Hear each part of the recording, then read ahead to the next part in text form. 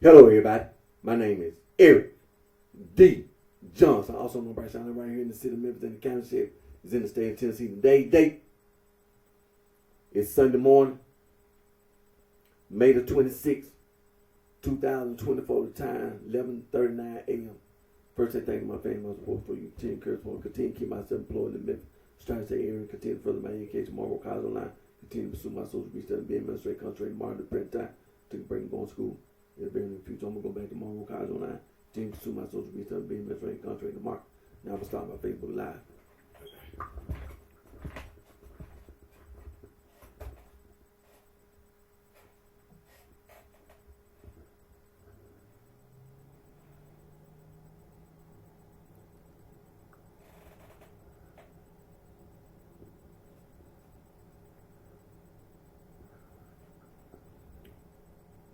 Hello, everybody. My name is Eric D. Johnson, also known as BrightShine, right here in the city of Memphis. Is in the county sheriff in the state of Tennessee. Today's date is Sunday morning, May the 26th, 2024. The time is 11:40 a.m. First, I thank my family most for you continue keep myself employed in Memphis, try to stay area, continue to further my education, moral college online, continue to pursue my social media, study, be administrative, contrary to my print time, took a break and go to school in the very near future. I'm gonna go back to moral college online, continue to pursue my social media, study, be administrative, contrary to Mark. Now, start my video. Like I say, today is Sunday morning. Is May the 26th, 2024. The day before Memorial Day. Memorial Day is a holiday here in the United States of America to remember servicemen and women who served in our United States Armed Forces and who made the ultimate sacrifice. And tomorrow, like I said, is Memorial Day here in the United States of America,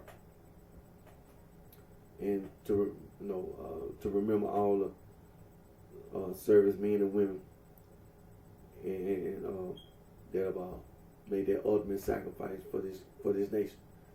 And so, but today is Sunday morning, and I'm making my video. And now we've been going over a lot of things about Judaism, and we're gonna get into it. The names of God and things of this nature. We're gonna have a review on some of the Jewish material.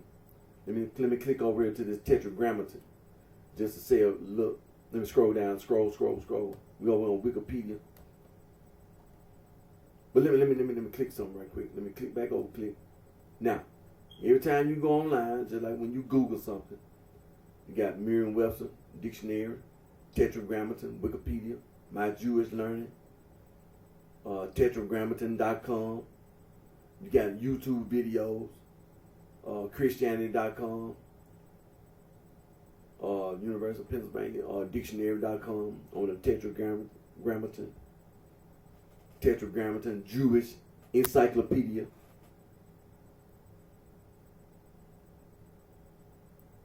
GotQuestions.org and Biblical Archaeology Society, the history of the Tetragrammaton, Aletheia Ministry, the meaning of the Tetragrammaton, and again Wikipedia, names of God in Judaism, Korah, if Tetragrammaton is the name of God Almighty, and so on and so forth. All right. So let me click back up here. Let me scroll. All right, Wikipedia, Tetragrammaton, scrolled all the way down to the bottom. Citations and everything. It's a lot. References, notes, citations, sources, as well as external links. All right, so scroll back up. The public library, that's what that means. The public, all this information on Wikipedia is over there in the public library, over there on Poplar Avenue here in Memphis, Tennessee, in Shelby County. It's on Poplar Avenue, the main library. Now, we don't spend too much. We just gonna what we talking about, this Tetragrammaton. The Tetragrammaton from ancient Greek consisting of 4 letters, or the tetragram, is the 4-letter Hebrew theonym. What's a theonym? Is the proper name of a deity. Okay. Transliterated as capital Y, W, YH, YHWH, or YHVH. Is the name of God in the Hebrew Bible, and that the 4 letters written and read from right to left in Hebrew are Yoda, He, Wa, and He. The name may be derived from a verb that means to be, to exist, to cause, to become, or to come to pass. While there is no consensus about the structure and etymology of the name, the form, Yahweh, is now accepted almost universally through the vocalization. Jehovah continues to have wide usage. Now, the books of the Torah and the rest of the Hebrew Bible, except Esther, Ecclesiastes, and with the possible instance of the short form in verse 86, the Song of Songs, contain the Hebrew name. Observant Jews and those who follow Talmudic Jewish tradition do not pronounce, nor do they read aloud proposed transcription forms such as Yahweh or Jehovah. Instead, they replace it with a different term, whether in addressing or referring to the God of Israel. Common substitutions in Hebrew are Adonai, my lords, plurals, majestatis,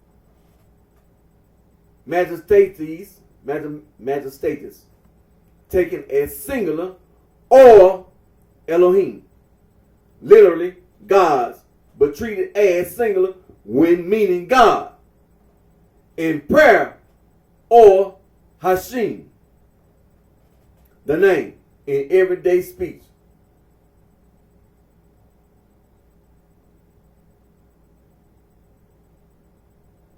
Now, okay, so let me click over here.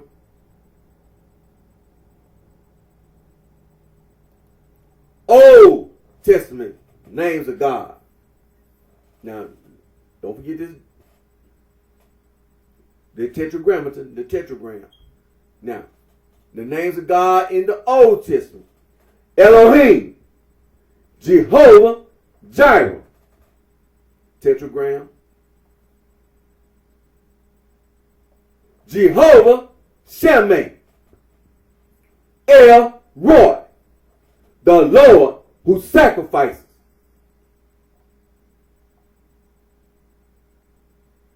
Alpha and Omega, our shepherd. El Shaddai, Jehovah Nissi, Jehovah Rapha, Jehovah Sikkenu, Jehovah Mikodishikim, and El Gibor. Adonai, Shalom, Jehovah Sabaoth, El Elyon, El Olam, Yahweh Rohi, Eternal One. So, those are names of God in the Old Testament of the Holy Bible. Now let me click over here to the New Testament.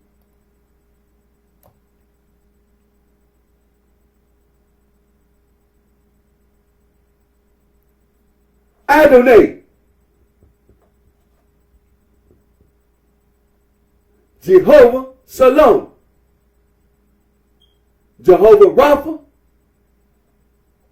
God, Abba, Elohim, the tetragram, El, Christ, Emmanuel, Shaddai, the Lord our banner, Father, the Lord who sacrifices, Jehovah.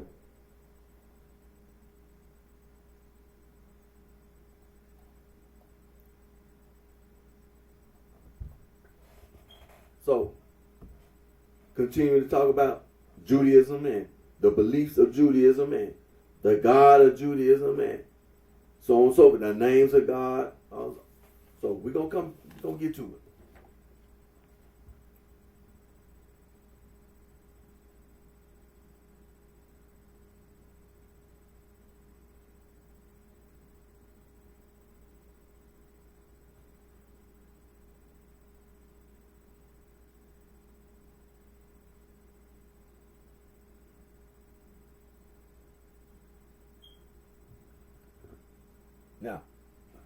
Now, what you see in front of you, anti-gay, anti-Gnostic, and anti-hazing. Also, adverses, heresies, translated mean against heresies. Saint Irenaeus, the Bishop of Lyons, together with Saint Ignatius, the Bishop of Antioch, wrote a 5-volume book titled Adverses Heresies, and it means against heresy, refuting Gnosticism, proving that Gnosticism was a heresy.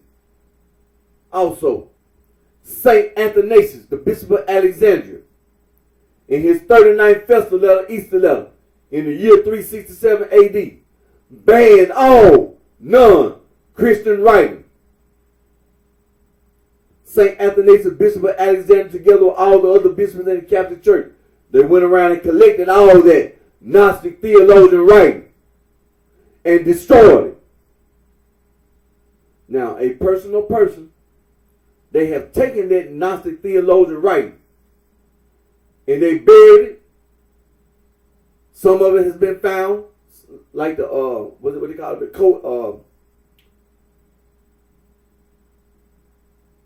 The Askew Codex, the Bruce Codex, the Askew Codex, and there's one more, and the Berlin Codex. They all been found. And then the Nagamon Library, they found that in 1945. Little farm boy was outside playing and found the Nagamon Library, and he gave it to his father, who was a farmer. And then eventually the scholars at the college and university found out about it. And ever since then, the people in academia, the scholars, the sororities and the fraternities, the sohos and the frat bitches, they have been misusing and using all this Gnostic theologian writing that they done found to be self-destructive and destructive, trying to destroy wildlife, nature, and the environment, trying to destroy the North and South Pole. Now they're going out in space trying to do the same thing. Also, Saint Epiphanes of Salome, the Bishop of Cyprus, wrote a 3-volume book titled Panarion in Greek, Panarion in Latin. Translated means bread basket. The scholars at the college and university all around the world have said that Saint Epiphanes of Salome, Bishop of Cyprus, 3-volume book is also Adverses Heresies, against heresies.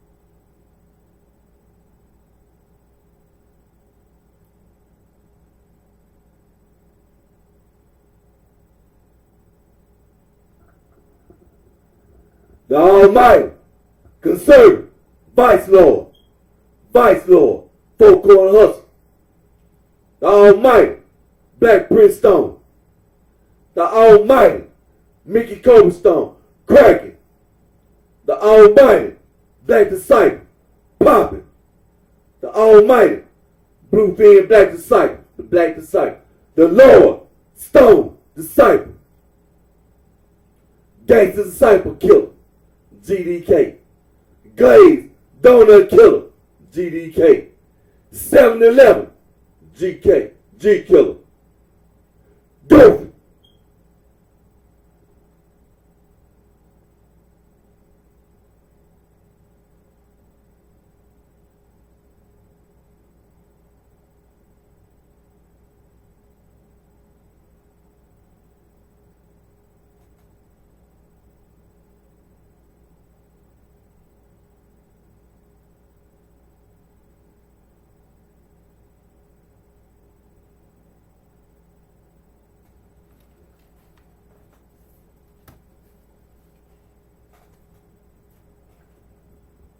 Now, we can going over talking about the names of God, and so talking about in the Holy Bible,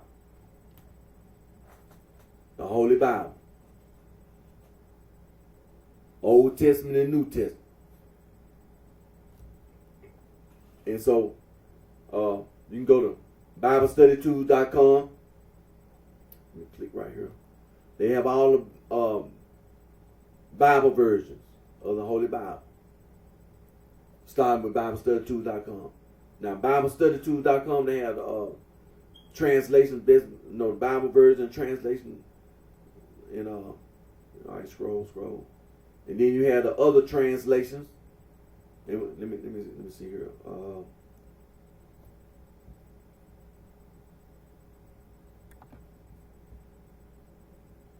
right.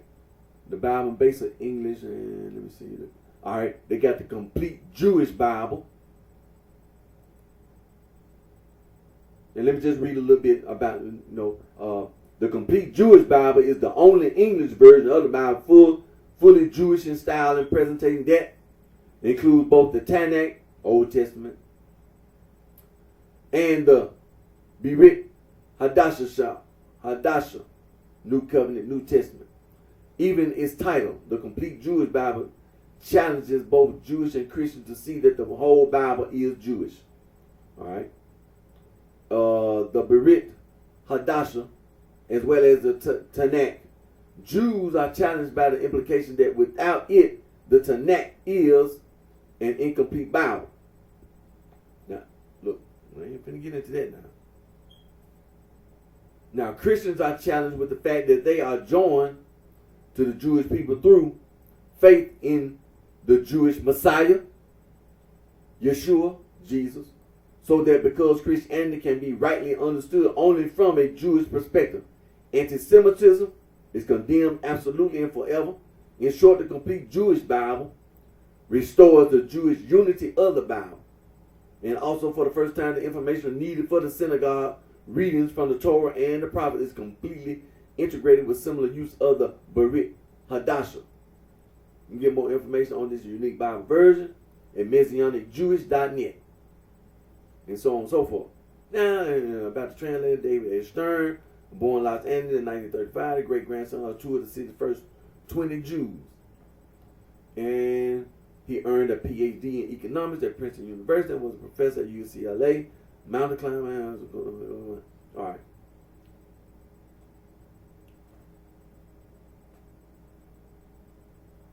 And of course, this man is now in 1972 he came to believe in Yeshua as the Messiah, after which he received a Master of Divinity degree at Fuller Theological Seminary and did graduate work at the University of Judaism. And Dr. Stern taught Fuller Theological Seminary's first course in Judaism and Christianity, organized Messianic Jewish conferences and leaders' meetings, and was an officer of the Messianic Jewish Alliance of America. All right. But that's the complete Jewish Bible. All right, let me click back over. I can't spend too much time on that. All right, that's the complete Jewish Bible, and then we have the Hebrew names version of the Holy Bible, and just a little bit about that. Now let me make the the Holy Bible had 39 books, right? Old Testament, 39 books in the Old Testament. So the 39 books was in let me click back over right quick to the common English. The complete Jewish Bible. Let me scroll. And it's 39 books in the Old Testament and the 27 New Testament books. All right, let me click back over. All right, the complete Jewish Bible, Hebrew names version. And now the Hebrew names version of the World English Bible is a modern English update of the American Standard Version, and 39 books in Old Testament and 27 books in the New Testament. All right, and let me see. Then you have this Orthodox Jewish Bible.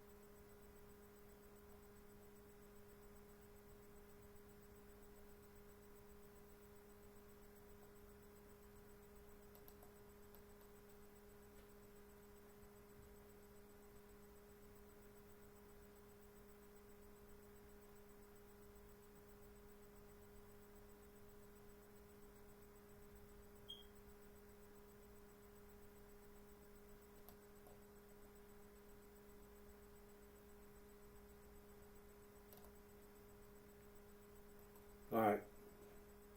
All right, there you go. All right, there you go.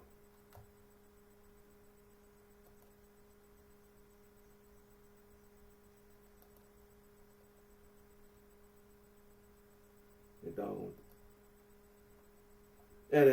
that doggone ad block thing keep popping up. But like I said, we want to use these Bibles and you got all these different versions of the Bible. So those are the versions of the Bible. Oh, let me scroll down.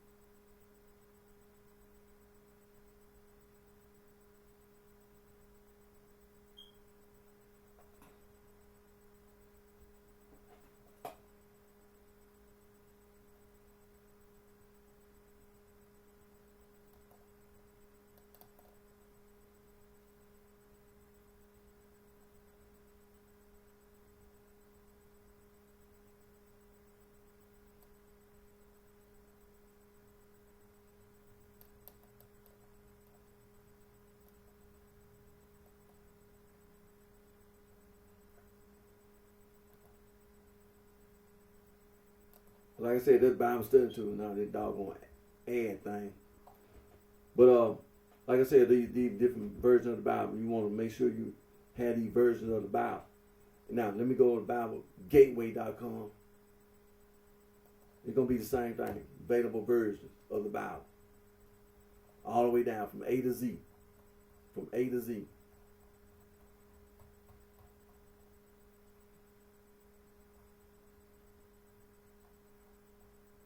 And the same thing, let me go to English right here, where it says English. Those same Bibles. Let me see. The Complete Jewish Bible is there.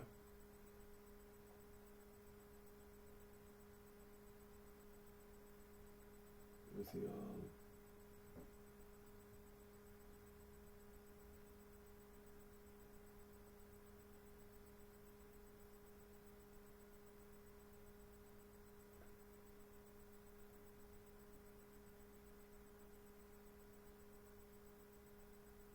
The Orthodox Jewish Bible is there.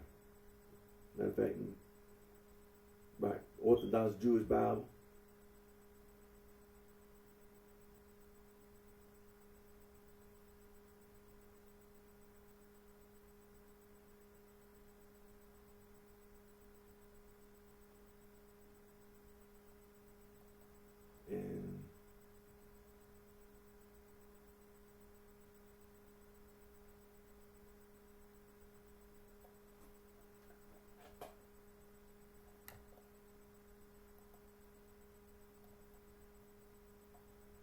And the Orthodox Jewish Bible, completed by Philip Goebel in 2002, is an English language version that applies Yiddish and Hasidic cultural expressions to the Messianic Bible. So like I was saying, you can go to Bible Study Tool. They have all available versions of the Holy Bible. And you go to BibleGateway.com. They have all available versions of the Holy Bible. Like I said, while I was over there on that Bible Study Tool, they have a lot of ads, and I was trying to click this ad, this ad, and But that's what I, it keep coming up over on Bible study too, this doggone ad thing. And then when you're trying to click it, the thing won't even, but that's what we were talking about. So now,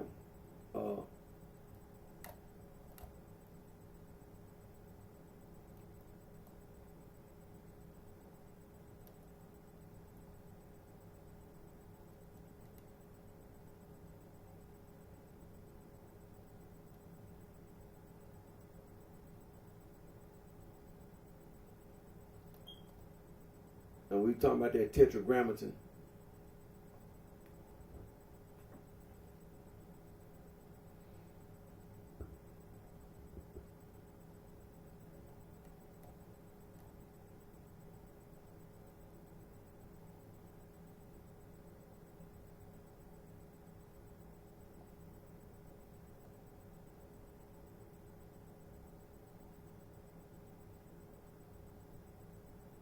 All right.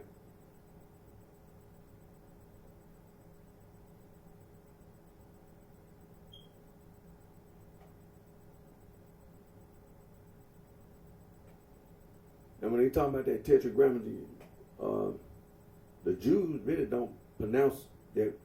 They don't pronounce that 4-letter word. No, 4 letters. Y.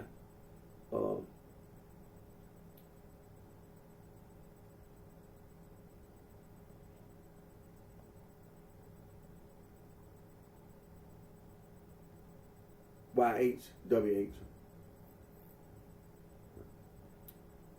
And but like they say that they'll replace it by saying Adonai in common or in their religious practice, when they're in the certain in the synagogue or whatever, or just in common, they'll say they'll replace it in their, when they vocal Elohim, they'll say Elohim, or Hashim. When they pray, they'll say Hashim in prayer.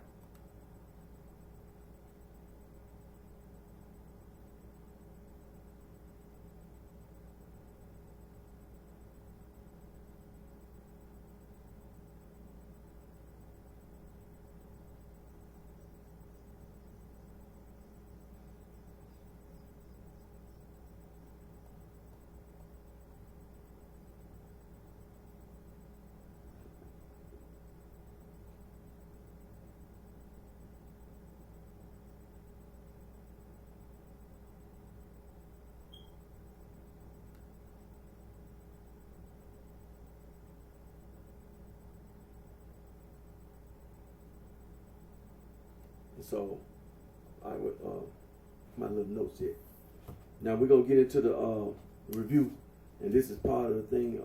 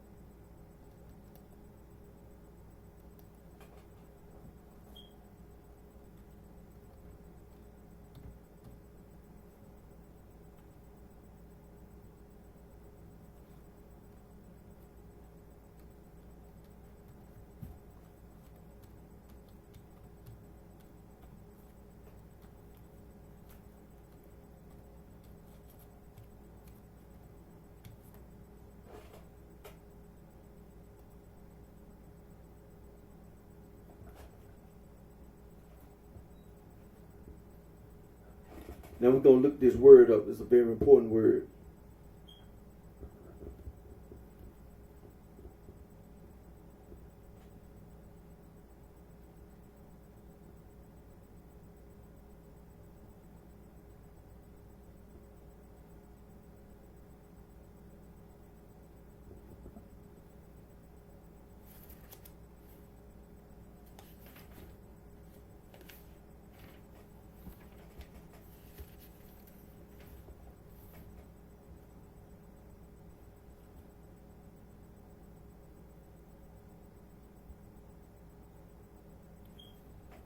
the word polemic, polemic, Polemic,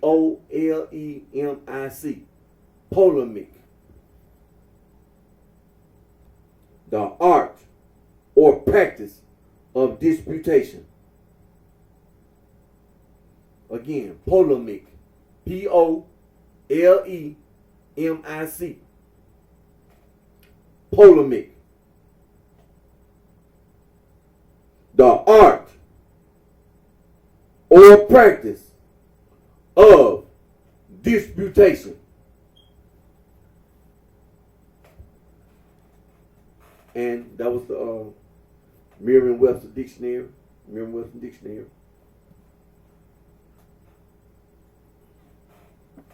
Merriam-Webster's Thesaurus.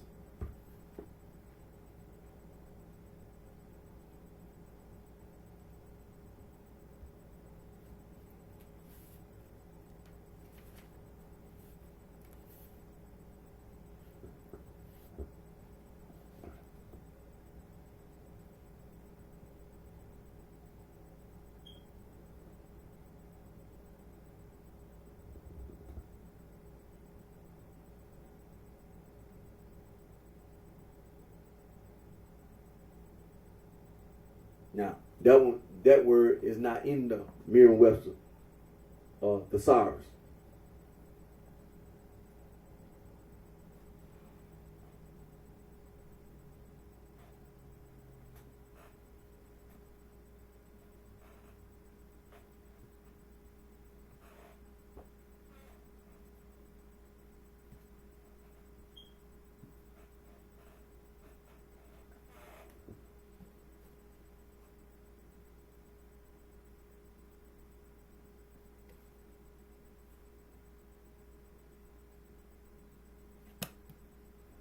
Now, the Oxford Dictionary and Thesaurus. Oxford.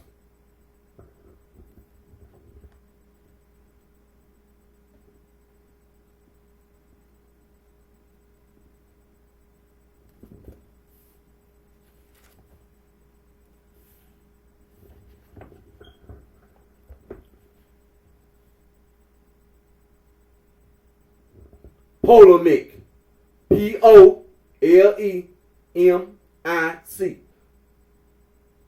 A speech or piece of writing that argues strongly for or against something. Number 2, also polemics. The practice of using fierce arguments or discussion. So that's polemic. Polemic. And that's the Oxford Paperback Dictionary and Thesaurus.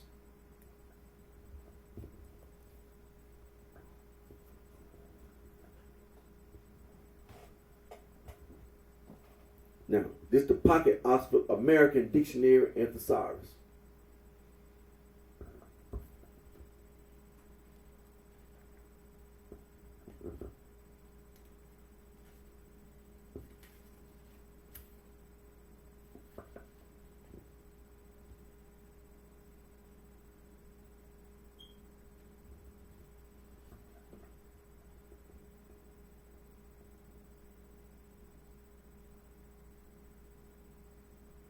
Polemic. A speech or piece of writing that argues strongly for or against something. Also polemics. The practice of using fierce argument or discussion. Polemic. Polemic.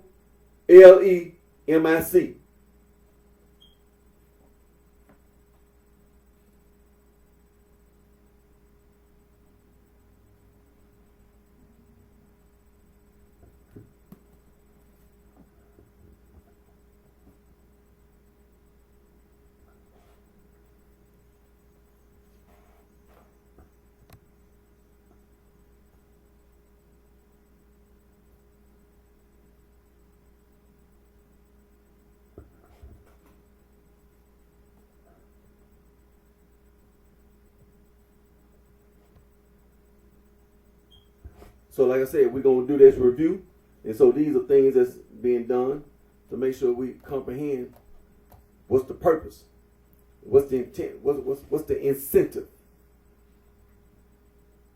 All right, when we go online, we can Google it. We can look up things like Jewish arguments against Gnosticism, Jewish opposition to Gnosticism, and what comes up? What kind of thing? Okay, Reddit. Is Gnosticism just anti-Judaism? That comes up. Jewish virtual library, Gnosticism.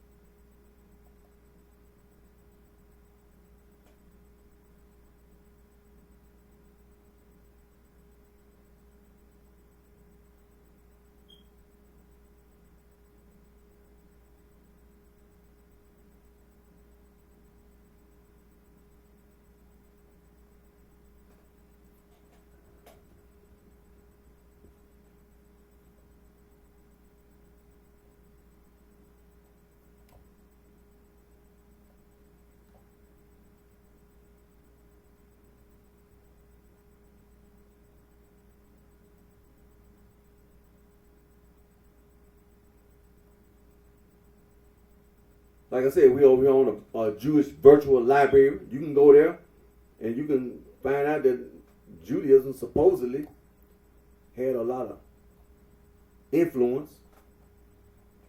Okay, real aspects of the Jewish Gnostic controversy. Click there.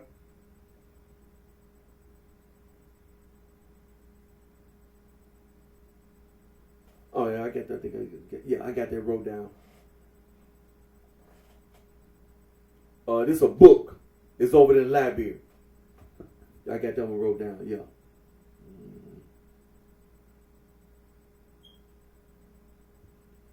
Yeah, this is one of the books.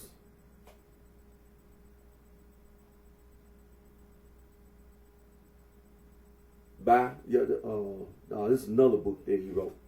Aspects of the Jewish Gnostic controversy.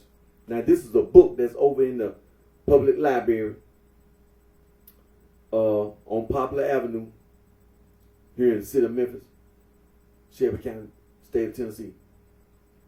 But that's one of the books, Aspect of the Jewish Gnostic Controversy.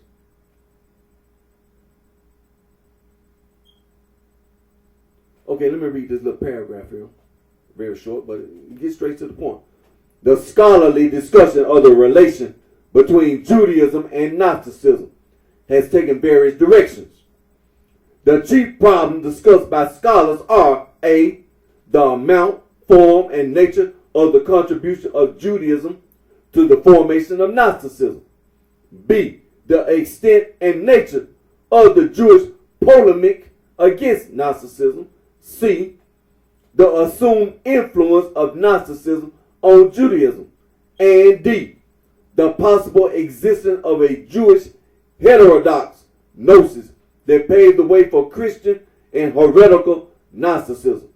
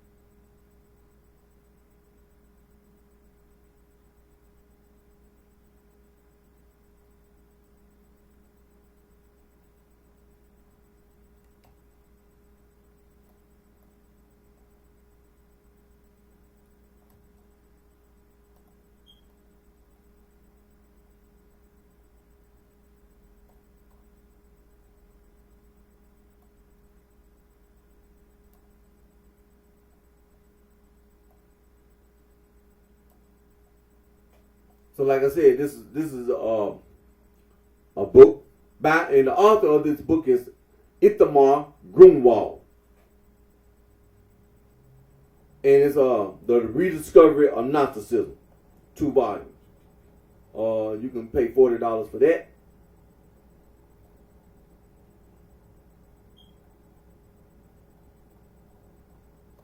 But like I said, we over here on Brill. And let me click back over. What's this? The Jewish Encyclopedia. Gnosticism, JewishEncyclopedia.com.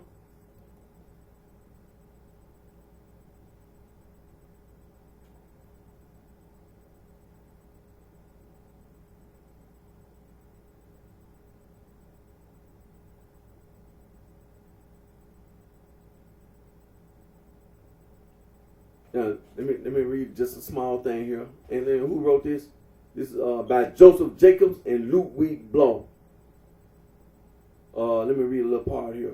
Jewish Gnosticism.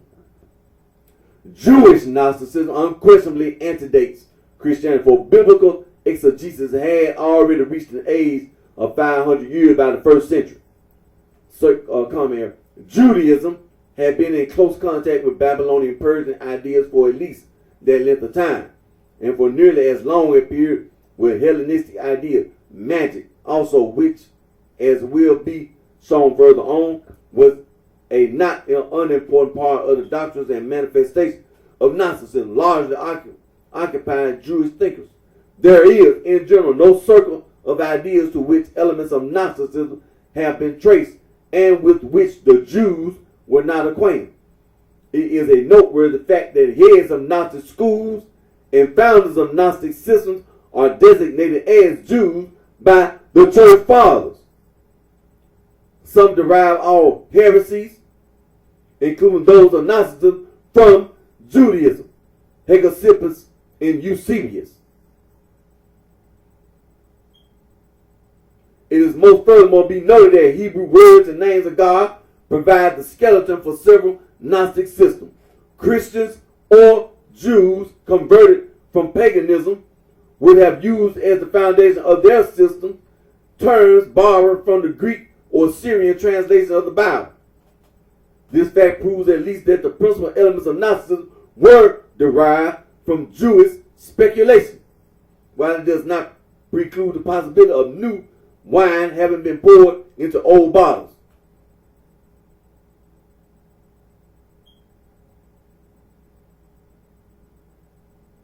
And so, let me click back over. What time is it? Okay. Yeah.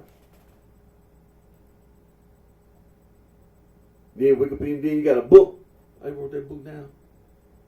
Yeah. Over here on Amazon.com, No Longer Jews. The Search for Gnostic Origins. Click over there. January 1, 2004, by Carl B. Smith.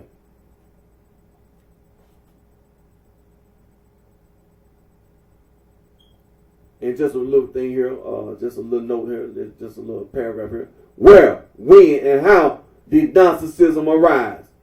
What exactly is Gnosticism? There is no scholarly consensus on these questions. No longer Jews reviews the theories about Gnosticism and its sources and details. Smith hypothesis offering an excellent introductory text on Gnosticism. In addition to examining the development of Gnosticism, this book addresses issues of New Testament development and the history of Judaism, Christianity, and Gnosticism as they interact in the late 1st and early 2nd centuries.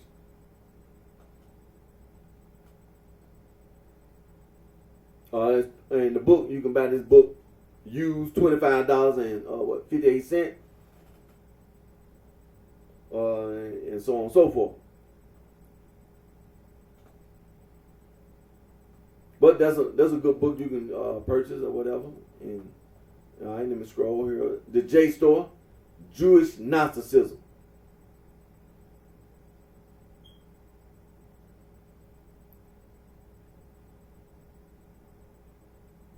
By Joseph Dan.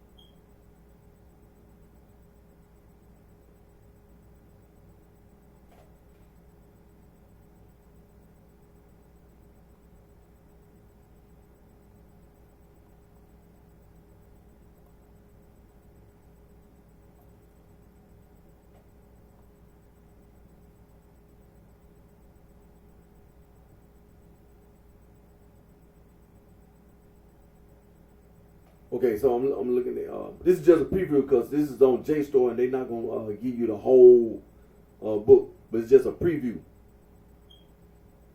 And it's an article, a journal article, and it's titled "Jewish Gnosticism," and it was written by Joseph Dan.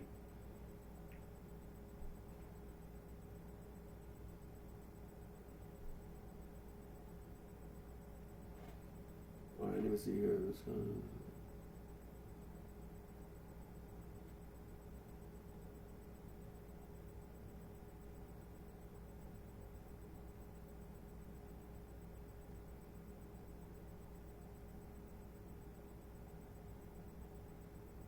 Okay.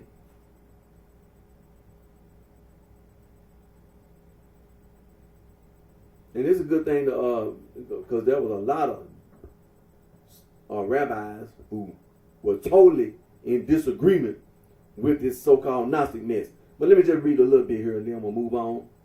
It is now nearly 150 years since the problem of the relationship between Judaism and Gnosticism became one of the central subjects with which scholars studying Judaism in late antiquity and the Middle Ages concerned themselves.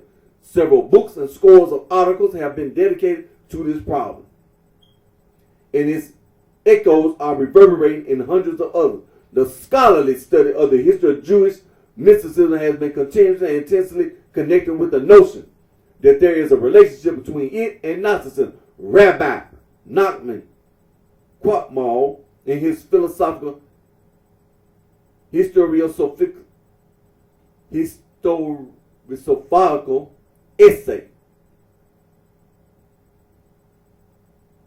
Mori Novuchi Ha Zeman, translated meaning a guide to the contemporary perplexed, devoted a section to the Kabbalah, in which he pointed out the similarities between the Kabbalistic concept of the Sephirat and the Gnostic myth of the pleroma of divine powers. Also, Shlomo Rubin, a vehement 19th century opponent of the mystical element in Judaism, used the parallels between Jewish mysticism and Gnosticism in order to demonstrate the pagan, mythological, non-Jewish character of the Kabbalah. And so it stops right there, but let me read this down here. And the footnotes down here.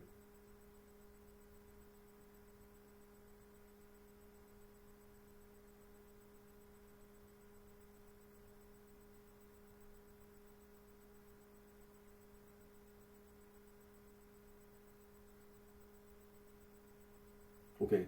Now let me the footnote down here says this article is part of a comprehensive study of the relationship between Judaism and Gnosticism dedicated to the 19th anniversary of the publication of Heinrich Gratz, Gnosticismus and Judentum, quotation, 1846.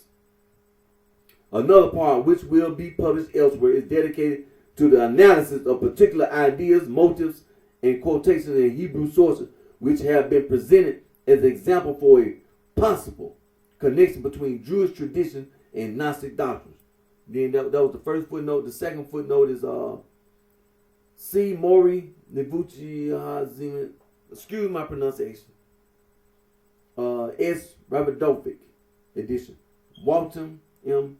Ararat, 1961. The discussion of Gnosticism is included in chapter 15 entitled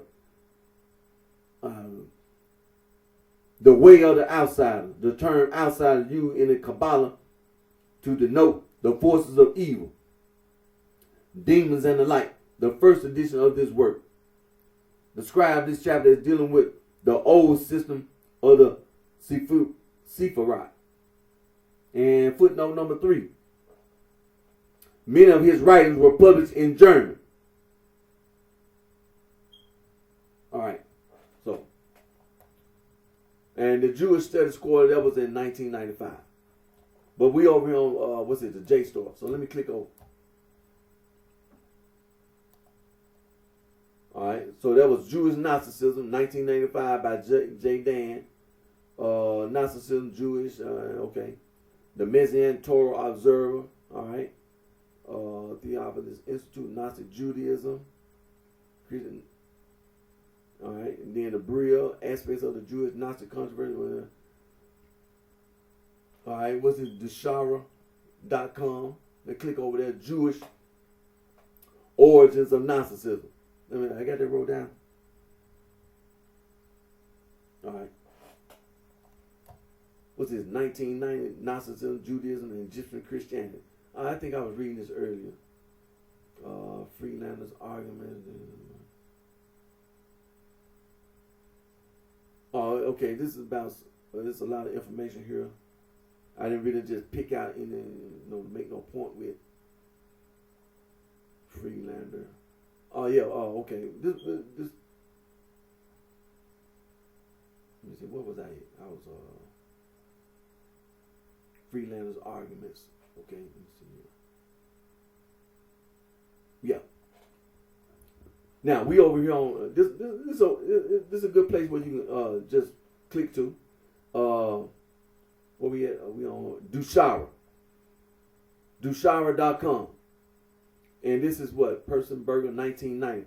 Gnosticism, Judaism, and Egyptian Christianity. So, okay, you got Freelander Revisited, Alexandrian Judaism, and Gnostic Origins. And then you got Freelander's Arguments. Okay. And I'm going to read just a little something here. And that's where I'm at. I'm on Freelander's Arguments. And I think it's what the 1, 2, 3, 4. The fifth, I say about the fifth paragraph. A number of Jewish sects are known to us from antiquity, whose views were suspect in the eyes of law-abiding Jews. Freelander continues. Among these are the Sabellists, known as Origen, probably identical to the pious ones referred to in the Sabelline Oracles, Book 4. Justin Martyr refers to some pre-Christian sects among the Jews, at least one of which, the Hellenes, is surely a reference to a diaspora group. Hegesippus derives all Christian heresies from pre-Christian Jewish heresies. According to him, the Gnostic heresy reared its ugly head in the church soon after the death of the apostles. The implication of Hegesippus' statement is that false gnosis was already extant in apostolic time, but the powerful influence of the apostles kept it from blossoming in the church. The origin of this false gnosis, if we consider the testimony of Hegesippus, is found in pre-Christian Judaism. The view of some later fathers that heresy is necessarily later than orthodoxy is obviously tedious.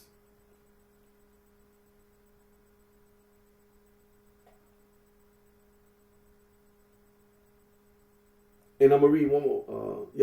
Freelander goes on to set forth the daring hypothesis that such Christian heresies as those of the Ophites, the Canaanites, and the Scythians, as well as the Melchizedekians, are the progeny of the radical antinomians against whom Philo had polemized.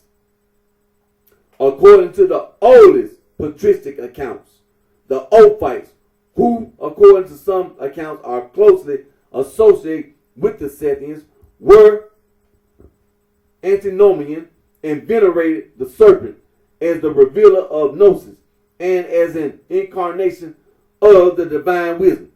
Reflected in these ideas is the Alexandrian Jewish doctrine of the divine dynamis. Philo and other Alexandrian Jews regarded Sophia as a divine dynamis.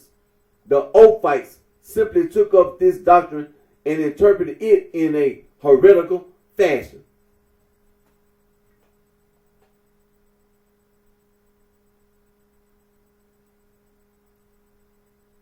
So these are things that are being looked at as showing that when you talk about Judaism, there were some heresies.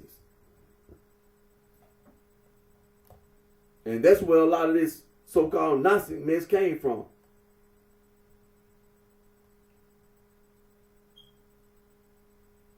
All right, I'm still over here scrolling. All right, this is another. Oh, okay, I just read that book.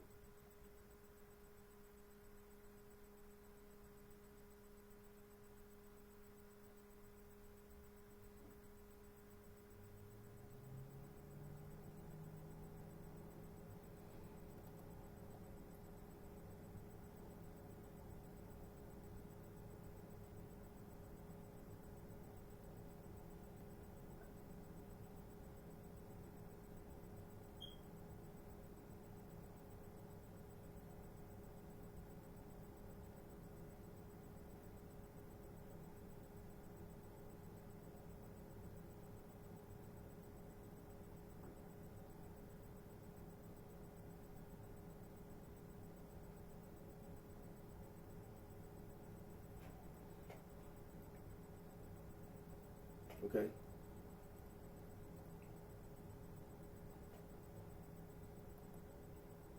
Well, like I said, I'm scrolling and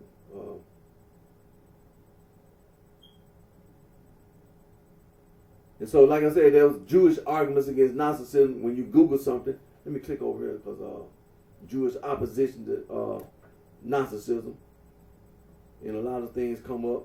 Like okay, what's this book here? The Jewish polemic against. Okay, yeah. It's a very book.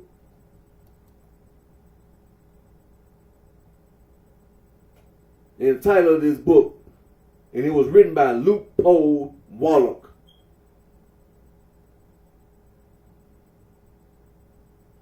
And the title of the book, A Jewish Polemic Against Gnosticism. Yes, there is a book. It's a book. Over there in the library, over on Poplar Avenue, main library. A book. And the title of the book, A Jewish Polemic Against Gnosticism.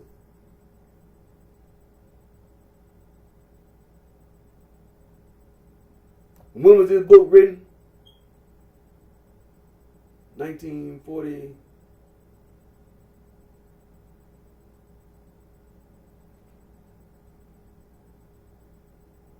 I think it was 1940 something. Yeah, December 1946. December 1946.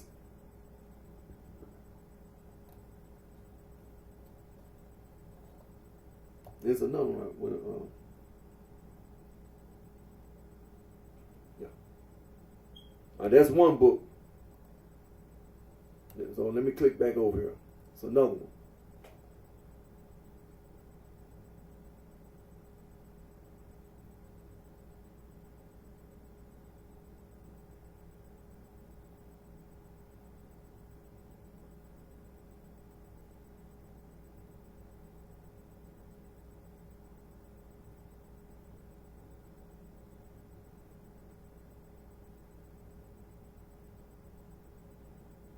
Oh yeah. Have you watched that PBS program?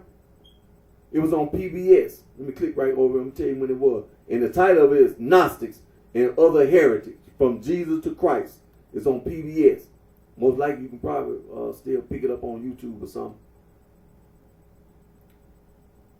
It was on Frontline. I'm familiar with Frontline.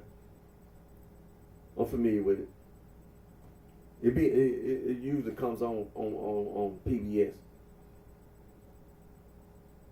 I'm not gonna say I ain't, because it be so much other stuff on television. So, but still PBS.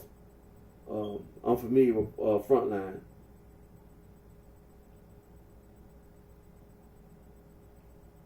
And what was this? This was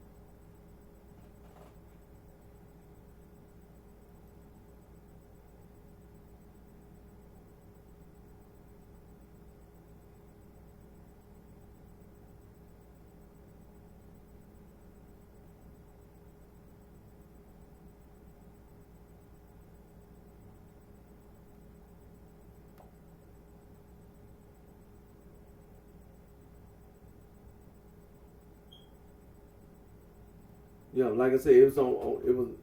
This is a PBS. It was on PBS, and the title of it is Gnostic and Other Heretics, From Jesus to Christ.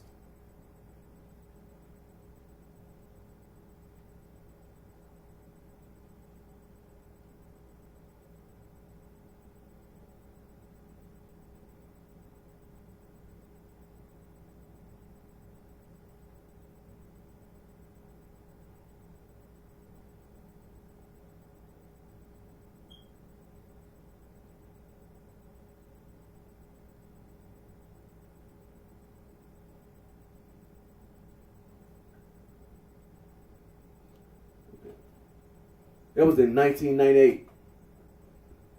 1998.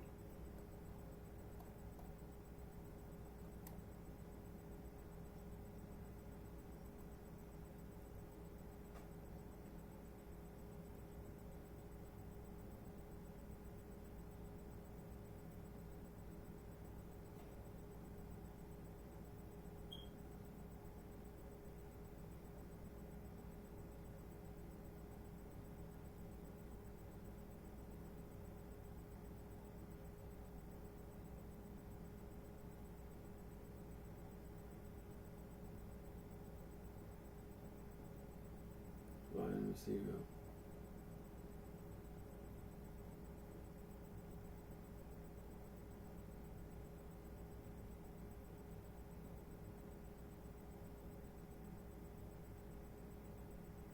All right, let me see.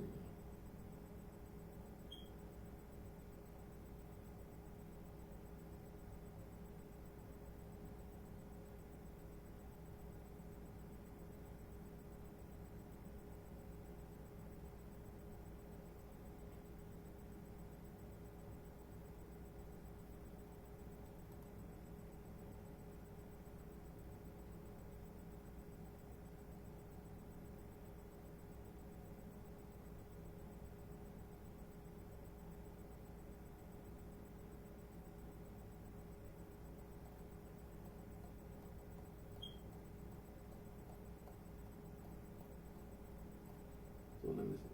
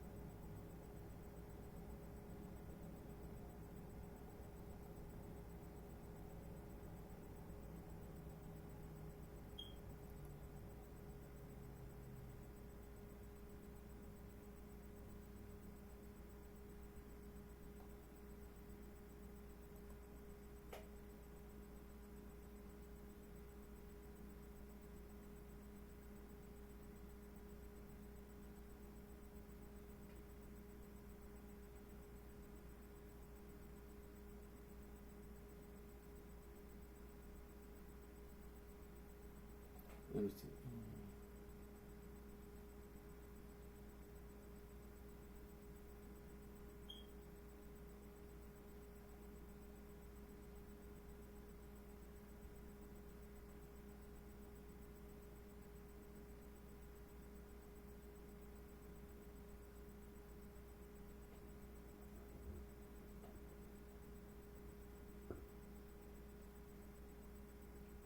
And there was another book.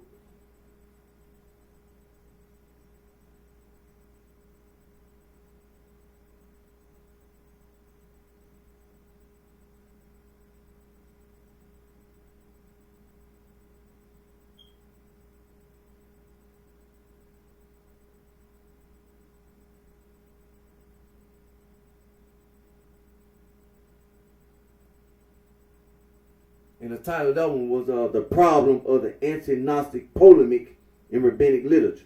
And it was by Ithamar Grunwald.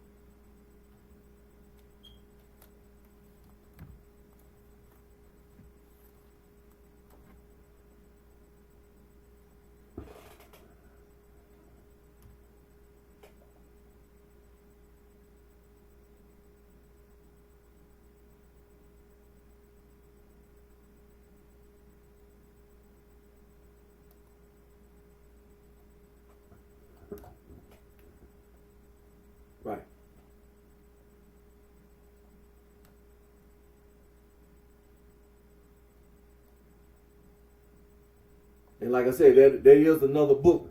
It's in the library. It's in the library over on Poplar, the main library here in Memphis, Tennessee, Shelby County, in the state of Tennessee. And the title of the book, The Problem of the Anti-Gnostic Polemic in Rabbinic Literature. And this is in Studies in Gnosticism and Hellenistic Religions presented to Gilles Quispel on the occasion of his 65th birthday. And the author, Ithamar Grunwald.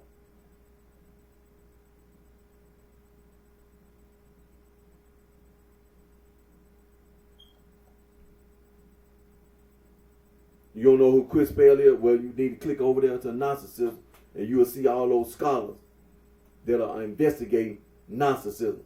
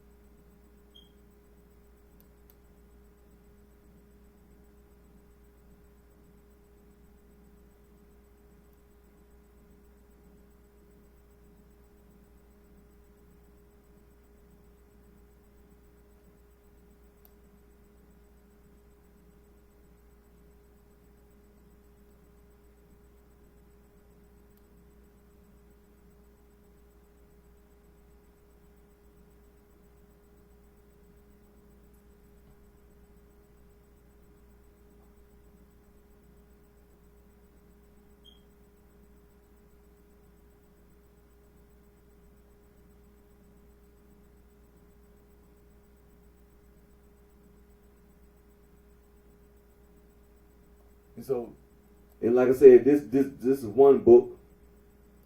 It's talking about the rabbis and how they dealt with this issue of Gnosticism. And one of the people that was trying to investigate and do research was Professor Quispel. And you spell his name Quispel. And this was a celebration of his birthday, 65th birthday. But this book was for that. And so the celebration of Professor G. Quispel's 65th birthday is a suitable occasion for reviewing the often discussed subject of how much the rabbis of Talmudic times actually knew about the Gnostic heresies of their time and how, if at all, they reacted to those heresies. One need not repeat here the fact that the scholarly world owes a great debt to Professor Quispel for his share in purchasing, publishing, and interpreting the Gnostic texts discovered at Nag Hammadi. Professor Quispel was one of the first scholars that recognized, to use a happy phrase of Elaine Pager, that most of the writers discovered at Nag Hammadi used Christian terminology unmistakably related to a Jewish heritage. Yet, however closely related the Gnostic terminology and ideas were to the Jewish heritage, there is nothing new in the statement that they maintained a hostile attitude towards that heritage. Thus, it is only natural to assume that the rabbis could not afford hiding in trenches without taking up the challenge and responding in the strongest terms. One's expectations from the rabbis are even greater when one realizes that the Gnostic writers not only used Jewish material in their writing, but virtually inverted its meaning and significance. The Jewish material used by the Gnostic writers derived from Scripture, the Targums and the Midrash at large, and one is definitely justified in assuming that the rabbis could not indifferently watch their own religion misused and turned against itself. Furthermore, it has been argued by the present writer that in using the Jewish sources for anti-Jewish purposes, the Gnostic writers were aiming at certain Jewish and or Jewish Christian circles with whom they found themselves to disagree, in order to point out to them how inconclusive, nay wrong, their religious tradition was. From a Gnostic or Christian Gnostic point of view, the Jewish tradition upon which Christianity rested and out of which it grew had to undergo a substantial inversion of values before it could be incorporated into the new spiritual framework. Thus, Christianity was believed by the Gnostics to handle its Jewish background in a manner that did not seem radical enough to the Gnostic writers. Needless to say, under such circumstances, the rabbis were called upon to react in the strongest terms possible. The question which we shall try to answer here in this respect are, did the rabbis live up to what one justifiably expects from them? And if so, how did the rabbis react to the Gnostic challenge?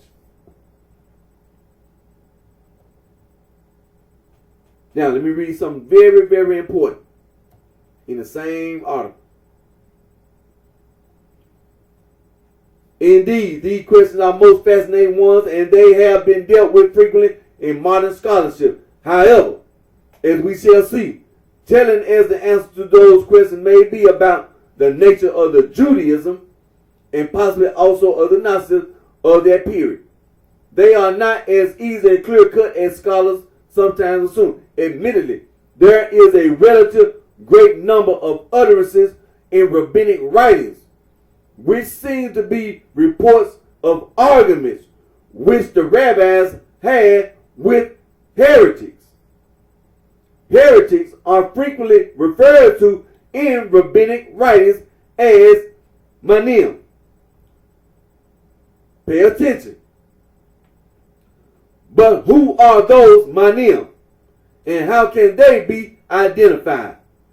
There are almost as many answers to these questions as manim mentioned in rabbinic writings. In addition, there are a number of utterances in rabbinic literature which take up in a polemical manner such subjects as the alleged existence of two or more powers in heaven, the creation of the world with the help of or by angels, the questions of the existence of evil and the relevance of the law. Now the question may be asked, do those utterances reflect a live situation in which the rabbis actually argue against real differences? Yet it is of high historical importance to know whether a polemical utterance reflects. And so it stops, the paper stops right there. But that word, when we say heresy, when we be speaking English, we'll say heresy and we'll say heretic. What they was talking about in Judaism, when you say heretic in Judaism, manim, M-I-N-I-M, manim. And so, like I said, the title of this book, you can go get the book, The Problem of the Anti-Gnostic Polemic in Rabbinic Literature, written by Ithamar Grunwald. You can buy the book.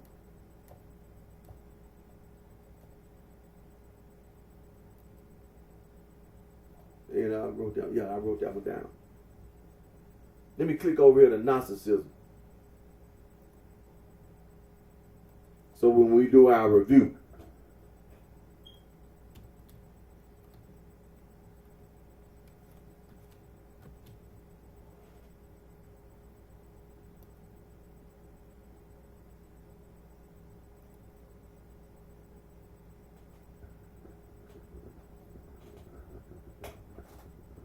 and the reason why I clicked over here, I'm on Wikipedia, but there's a lot of things that's about these scholars that I mentioned.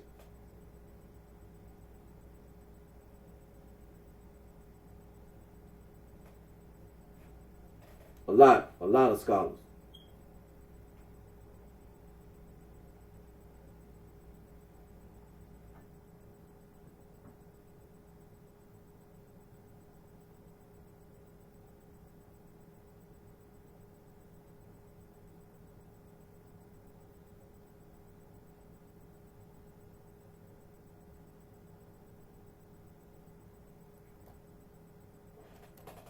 And like I said, first of all, the early church, the church fathers, they had already said that the Gnostics were a bunch of heretics.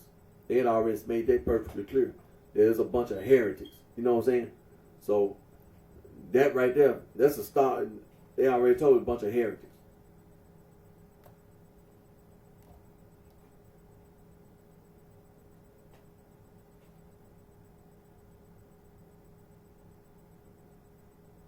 Of course, they mention Elaine Pagan. She gets mentioned a lot. But let me read this lady here. Karen Lee King,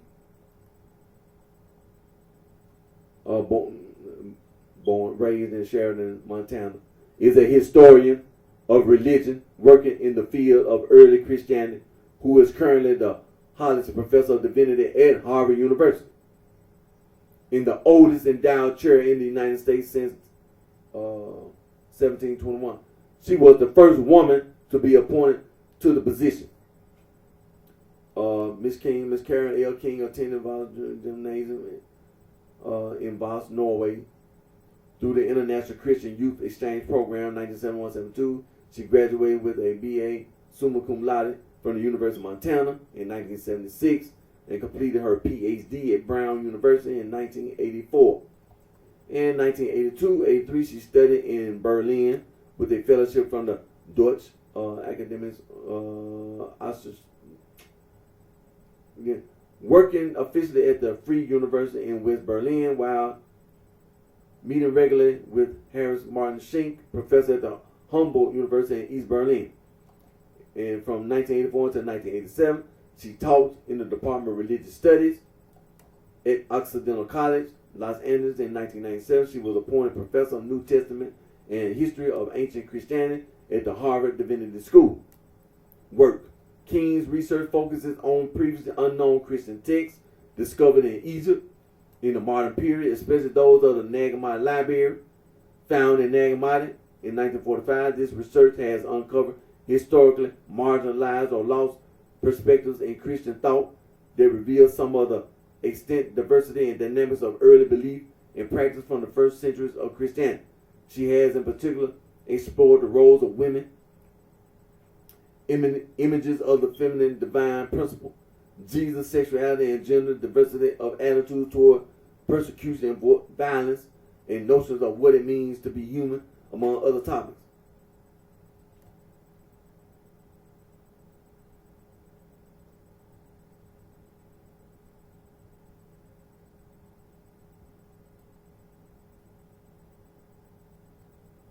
And Miss King found herself at the center of an international controversy after a papyrus which she had introduced at a scholarly conference in Rome in 2012, and thereafter became known as the Gospel of Jesus' Wife because it appeared to make reference to Jesus having a wife, was found to have a false provenance in 2016, despite acknowledging likely forgery. King stated that there was no reason to retract her earlier published research on the forged document. In 2020, journalist Ariel Sabar published Veritas, a Harvard professor, a con man, and the Gospel of Jesus' Wife. Wall Street Journal review of Veritas reported that King had embarked on a phased retirement. And so,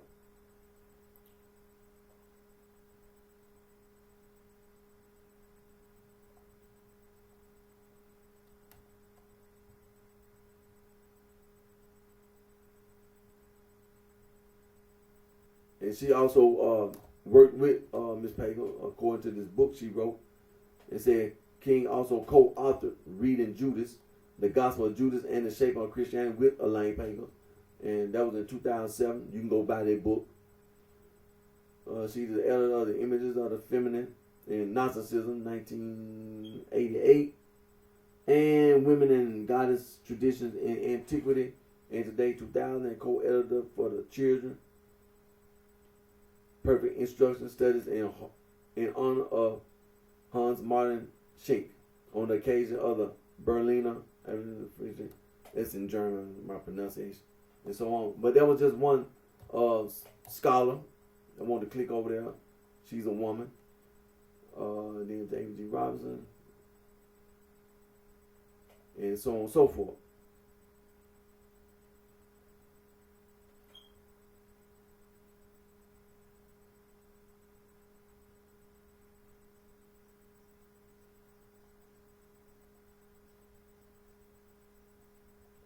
And so, let's see,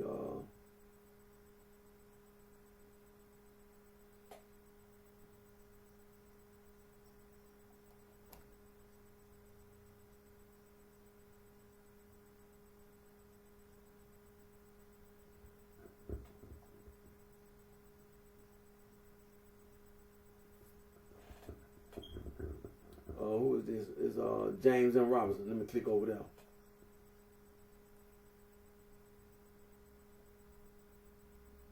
This man, he passed away. But this man, he was a scholar too. He was an American scholar who retired as Professor Emeritus of Religion at Claremont Graduate University in Claremont, California, specialized in New Testament studies and Nag Hammadi studies. He was a member of the Jesus Seminar, arguably the most prominent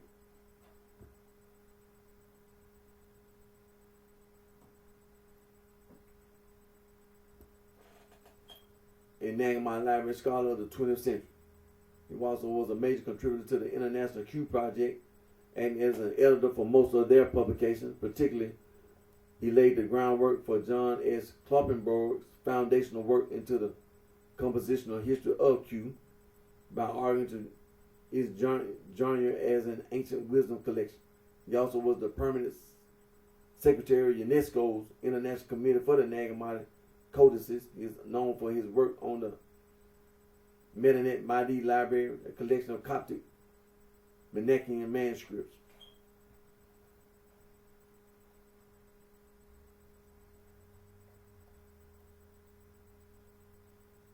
And so there was another man that's dealing with this Gnosticism,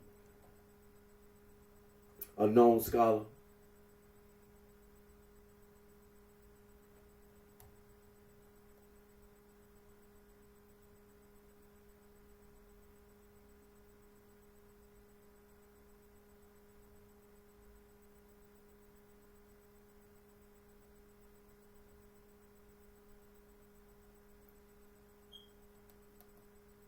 And we've been reading about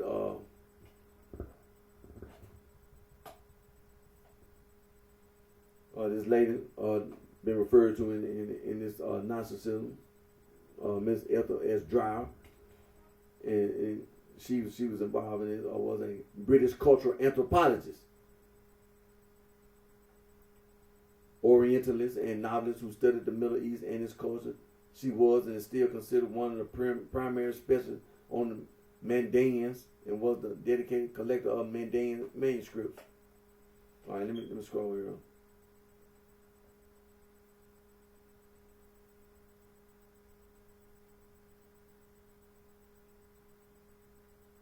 Now this lady, she has already passed away.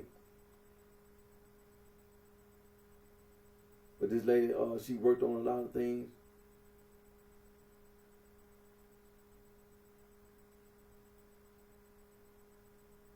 If you click over there, you will see all these things that she worked on.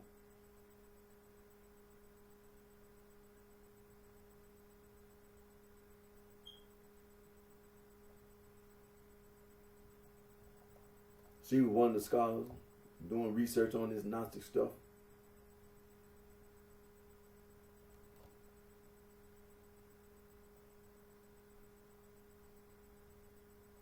And we just got to talking about Mr. Chris Bell. And let me click over here to Gershom Scholem. One of the scholars was a German-born Israeli philosopher and historian, widely regarded as the founder of modern academic study of the Kabbalah.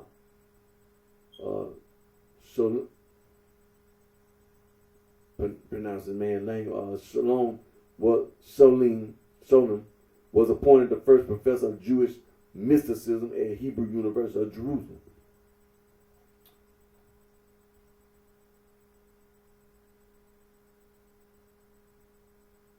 Now, this man here, Scholem, is acknowledged as the single most significant figure in the recovery, collection, annotation, and registration into rigorous Jewish scholarship of the canonical bibliography of mysticism and scriptural commentary that runs through its primordial phase in the Sefer Yetzirah, its inauguration in the Bahir, its exegesis in the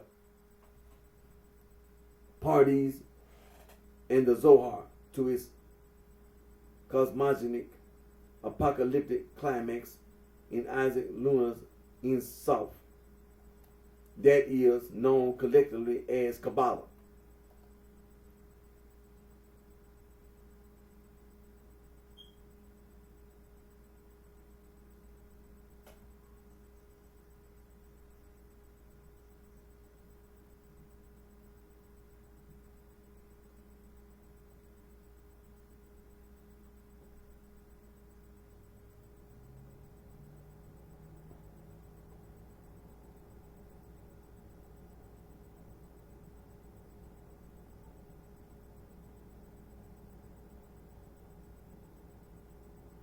And so you can scroll over it, you can click over there and you will see all these man's accomplishments and things of that nature.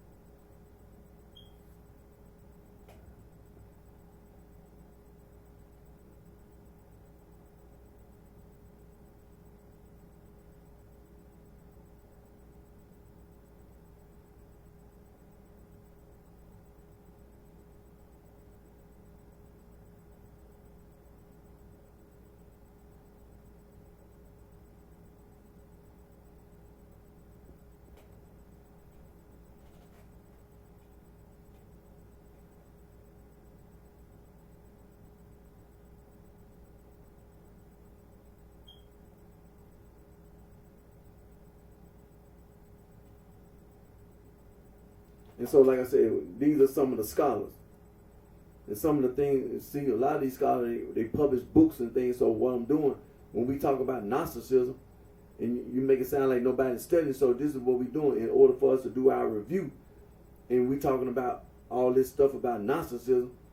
There are people who are actually Jewish who were opposed to Judaism. That's what's being done. And there are people who are investigating and researching Gnosticism. They are not in agreement with Gnosticism. They're not telling you that Gnosticism is credible. They're not telling you Gnosticism that. They're telling you that it has Jewish origins.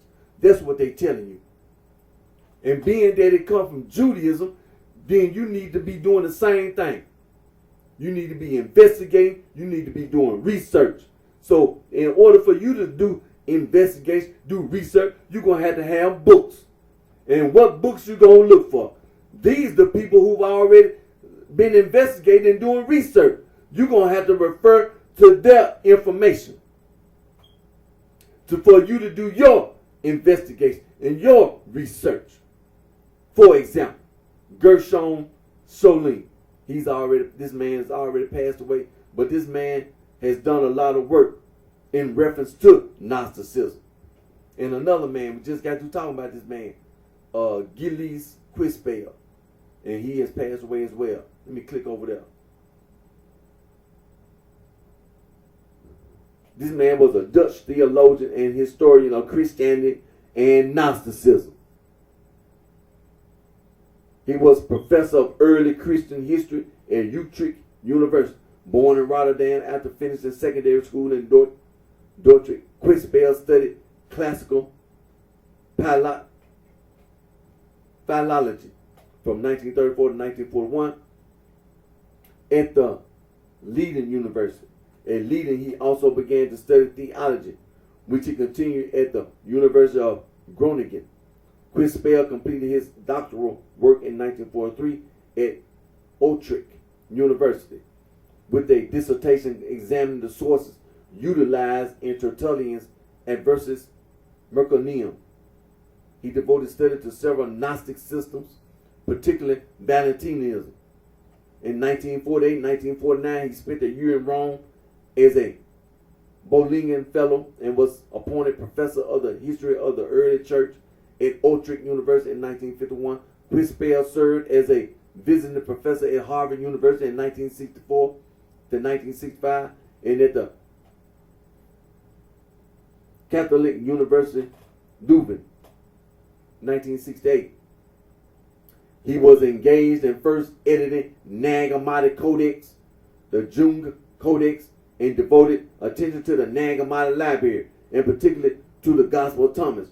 Throughout the rest of his career, Quispel also made contributions to the study of early Jewish Christian tradition as well as Tatian's Datsarian, a 2nd century gospel harmony. He died in El Golan, Egypt.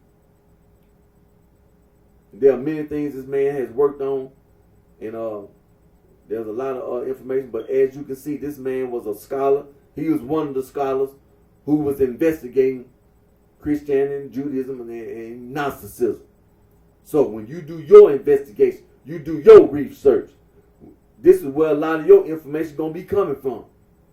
From the information that this man has already, based on his investigation and research. This man ain't never told you that it was credible or that it was valid about Gnosticism.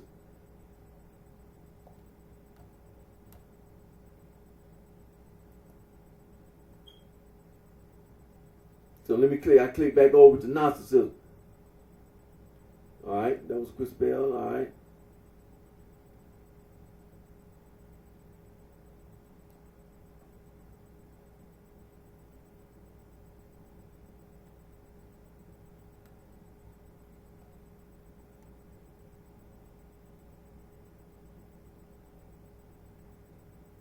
Another man, Stephen Bain. Let me click over there. Stephen Bain is an essayist and author. In 1997, he was National Director of Jewish Communal Affairs at the American Jewish Committee and holds the rank of adjunct professor at the Wurzweiler School of Social Work, Yeshiva University. Bain is a graduate of the Maimonides School and of the College of Yeshiva University in 1971. Additionally, Bain serves on the faculty of the Wexner Heritage Foundation and has served frequently as a judge for the National Jewish Book Awards.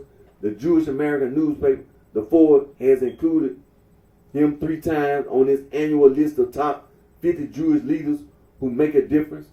Bain earned a bachelor's degree in history from Yeshiva University and a doctorate in Jewish history from Columbia University. He has lectured throughout the United States and has taught at Yeshiva University, Jewish Theological Seminary, Hebrew Union College, and Queens College. He is a visiting associate professor of history at the Jewish Theological Seminary.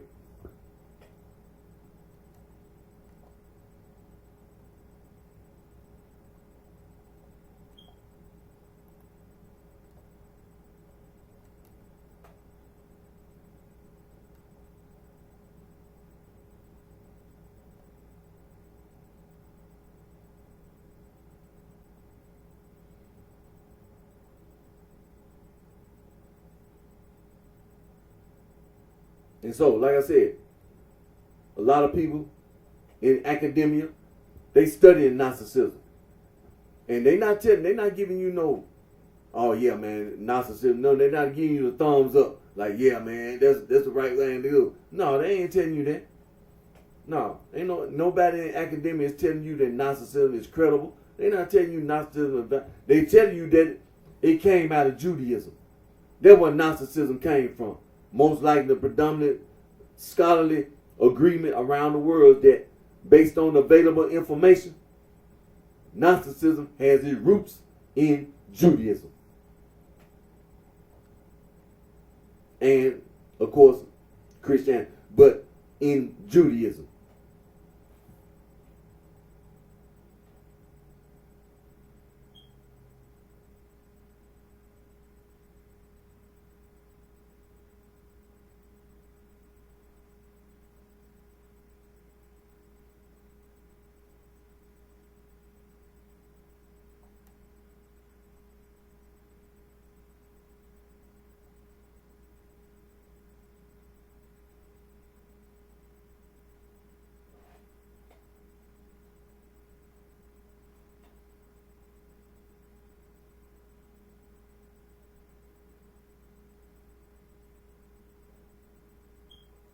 Now,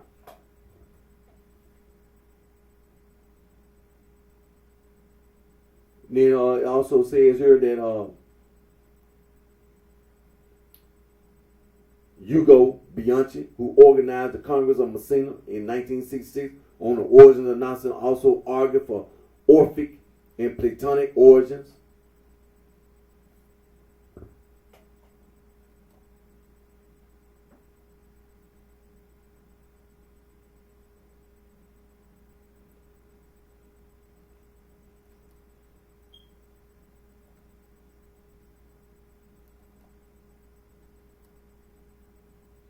Now it says talking about Persian origins or influence. Early research into the origins of Nazism proposed Persian origins or influences spread into Europe and incorporating Jewish elements. According to Wilhelm Bousset, Nazism was a form of Iranian and Mesopotamian syncretism. Let me click over that right quick. Who is this man? Wilhelm Bousset was a German theologian and New Testament scholar. He was of Huguenot ancestry and a native of Lubeck. His influential work was Kyrios Christos, an attempt to explain the origins of devotion to Christ as the product of 2nd century Hellenistic forces.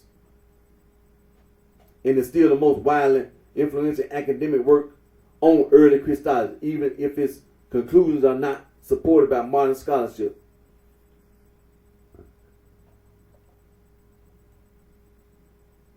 Now, this man, he studies at the university. He began studies at the University of Erlangen.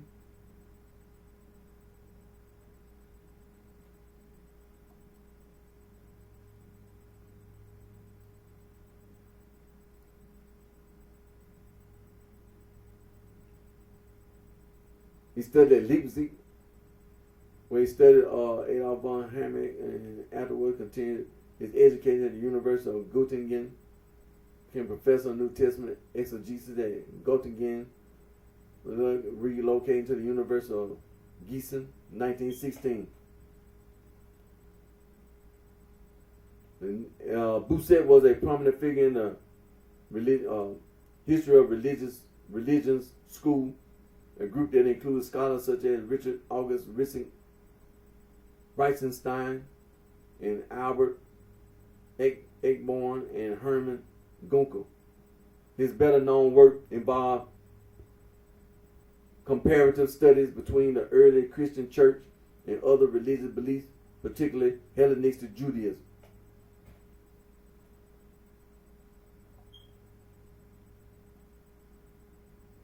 And man had many publications and things of this nature, and so on and so forth. So this is another scholar. I think this man passed away. Yeah, way back in 1920 he passed away. But a lot of the things that this man studied, that's what he was involved in his study. And who is this man? Oh, we just mentioned this man, but let me click over here. And that's what this man, Richard August Reitzenstein, 1861 to 1931, he said the origins of Gnosticism in Persia. And this man, let me see, was a German classical philologist and scholar of ancient Greek religion, Hermetism, and Gnosticism. He is described by Kurt Rudolph as one of the most stimulating Gnostic scholars, with Wilhelm Bousset, who was one of the major figures of the history of religion school.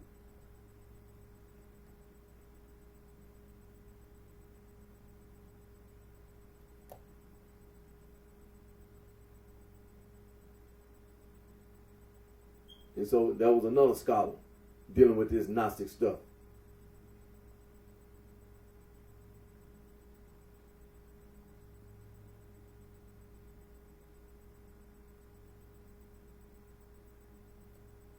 Then you got all this stuff about this Mandaeanism.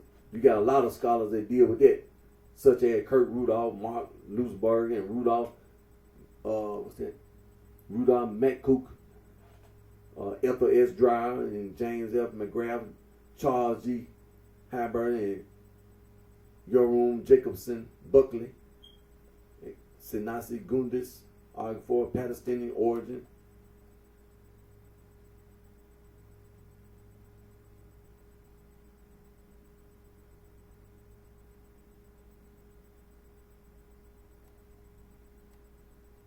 What's his name here? Charles Habert, who is also a linguist specializing in Mandaic, finds Palestinian Samaritan Aramaic influence on Mandaic and accepts Mandaeans having a shared Palestinian history with Jews. Buddhist parallels. 1966 at the Congress, in 1966 at the Congress of Median. Buddhologist Edward Kunze.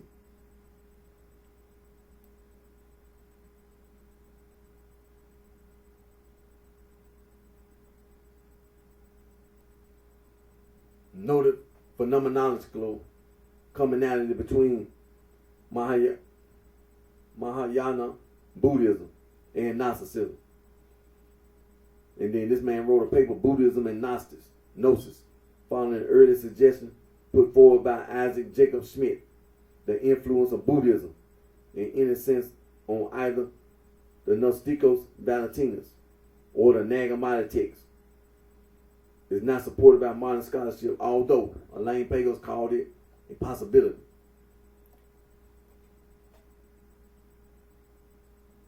Now this man, like I said, this Edward Kunze,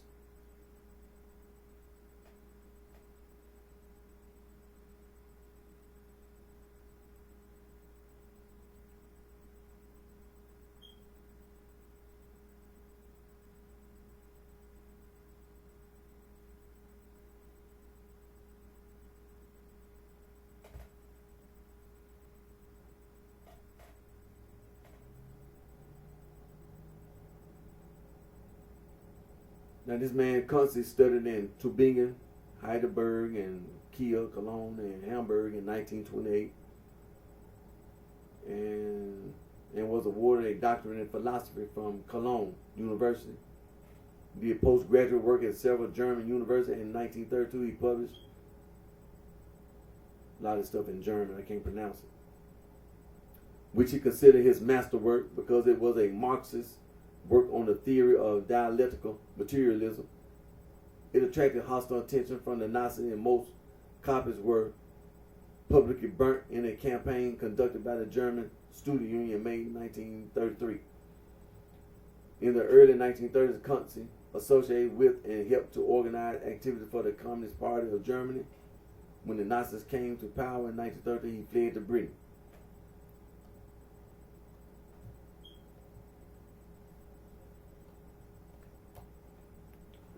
So on and so forth.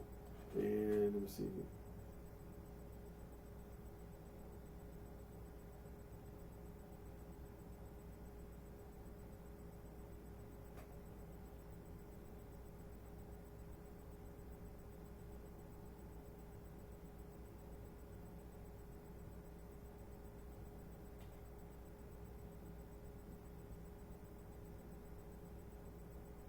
And let me see, dialectical materialism.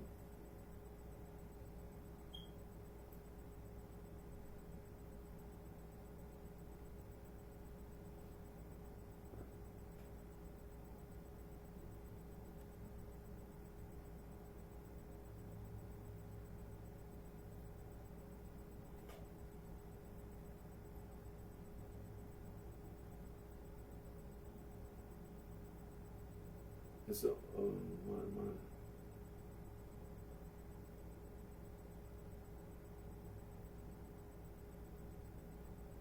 and so, like I said, this man is also considered to be one of those scholars that's considered to be one of those scholars that contributed to the study of this Gnostic stuff.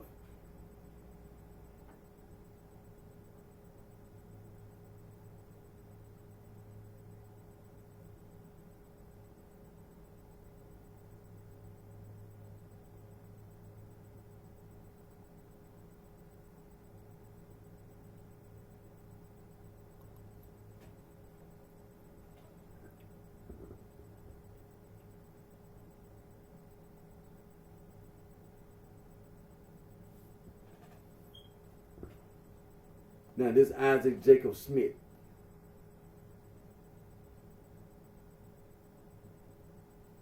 was an Orientalist specialized in Mongolian, Tibetan.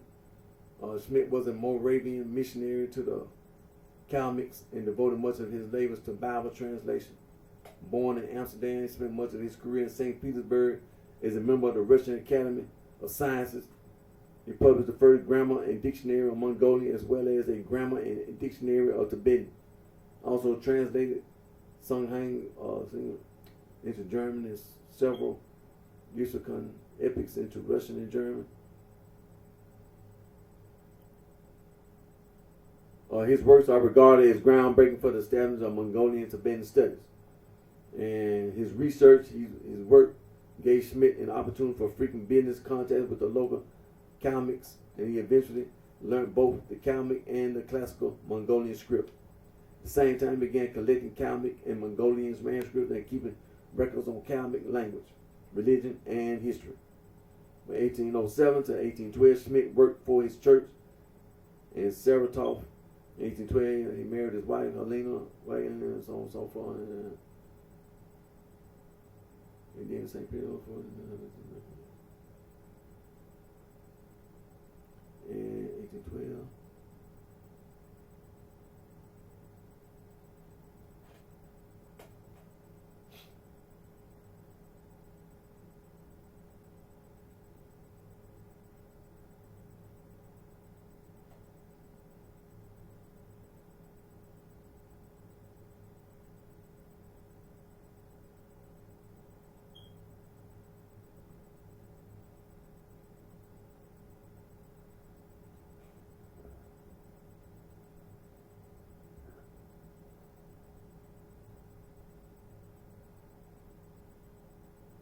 And so, like I said, that's another scholar.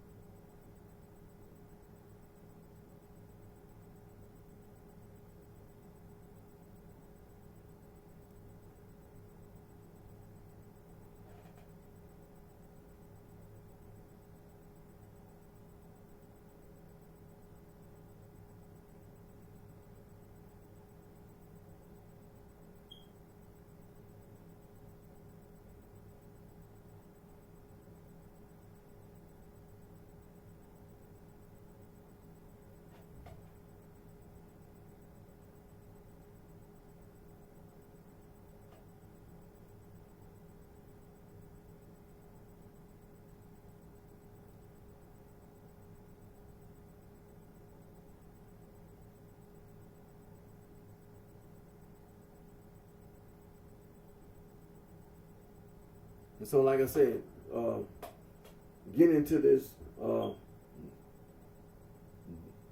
Gnostic mess, the scholars have already come to an agreement. This is a worldwide agreement that there is some Jewish origin. There is a Jewish origin of Gnosticism. And being that it's a Jewish origin, Judaism and Gnosticism are not the same. Totally different.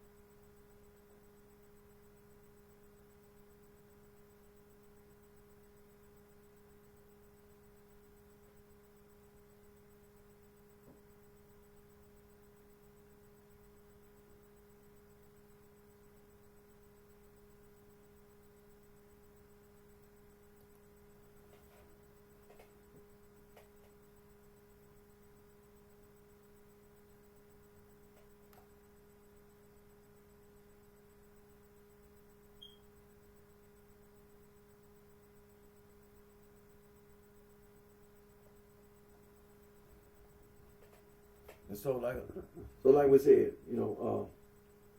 when we get into we talking about this Gnostic nonsense, and that's what it is, a bunch of nonsense. The scholars all around the world are investigating and doing research on Gnosticism. Nobody is telling you, nobody's giving you the thumbs up. It's like, hey, that's right. Yeah, you can be a Gnostic. Yeah, you can be a Gnostic. Yeah, go ahead. And nobody's giving you the thumbs up, man. Nobody's giving you the green light. Nobody's giving you the green light saying, hey, that's right. So you be a Gnostic. That's not what the scholars telling you.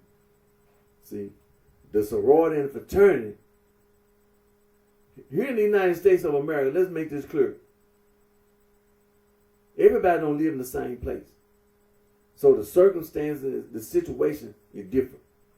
Here in the United States of America, the sorority and the fraternity at the college and university here in the United States of America, the sorority and fraternity, they be going around lying.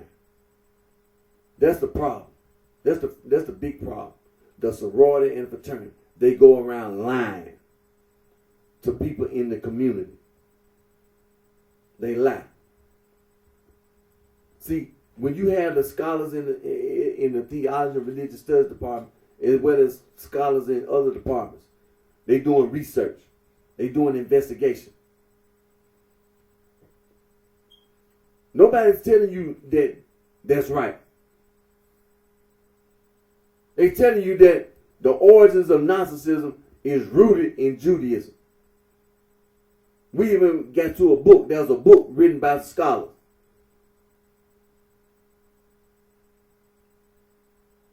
Talking about what the rabbis were saying about, the utterances, the rabbinic utterances about Gnostic. Ain't none of the rabbis gave you the green light. Like, yeah, Gnosticism. You right, man. You right. No, ain't no rabbi told you that. Ain't none of the rabbis told you nothing like that. The rabbis have not said nothing. Especially no Orthodox rabbi. In Orthodox Judaism, the rabbi ain't finna strict adherence, strict observance of Jewish law. There's nothing similar about Judaism and Gnosticism in the beliefs and in the practice. Nothing similar. Totally different. Everything about this issue about Judaism and about Gnosticism is different. It's different. Nothing's the same.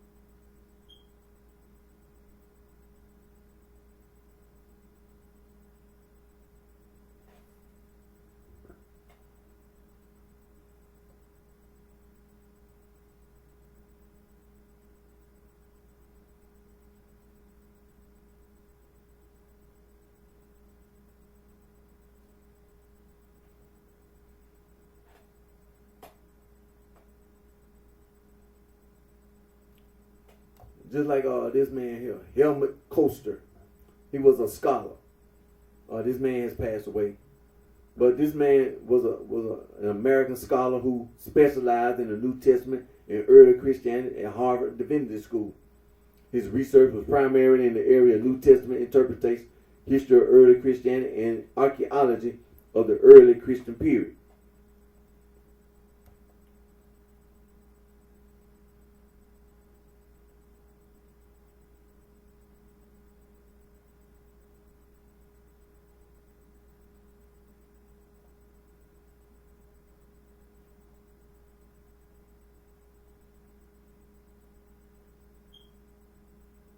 A lot of this man's work was he did a dissertation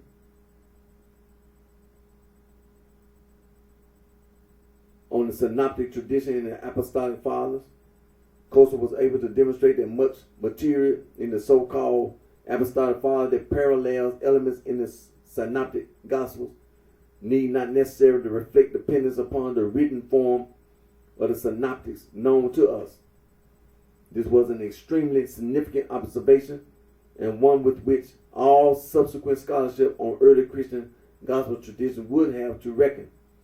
Among his numerous subsequent publications, his 2-volume introduction to the New Testament has become a standard reference work. Costa views the narratives of Jesus' virgin birth as having roots in Hellenistic mythology. And so that was another scholar that's very well respected. So when he's talking about this Gnostic stuff, there are a lot of scholars, they're not telling you that this Gnostic stuff is credible or valid. Nobody giving you the green light.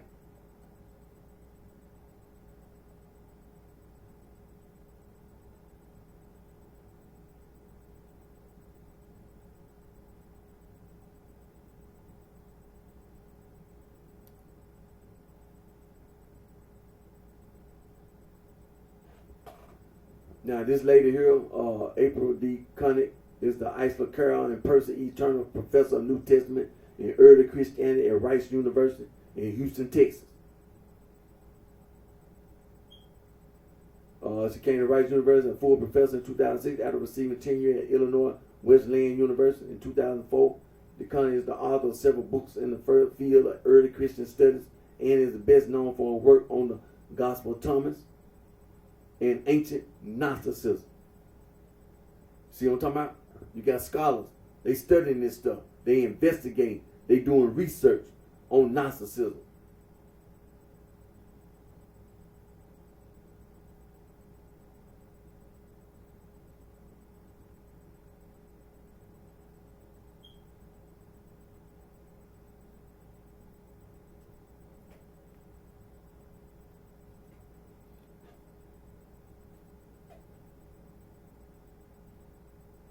Now, this lady, her academic career, DeConnick is a historian of early Jewish and Christian thought. Her work focuses on New Testament and pre-Nicene literature, non-canonical gospels, Gnostic literature and movements, mysticism and esotericism in early Christianity, new religious movements, past and present, biosocial study of religion, and a theoretical point of view called post-constructivism. She is known also to her original work on the Gospel of Judas, a Coptic Gnostic gospel rediscovered in 2006.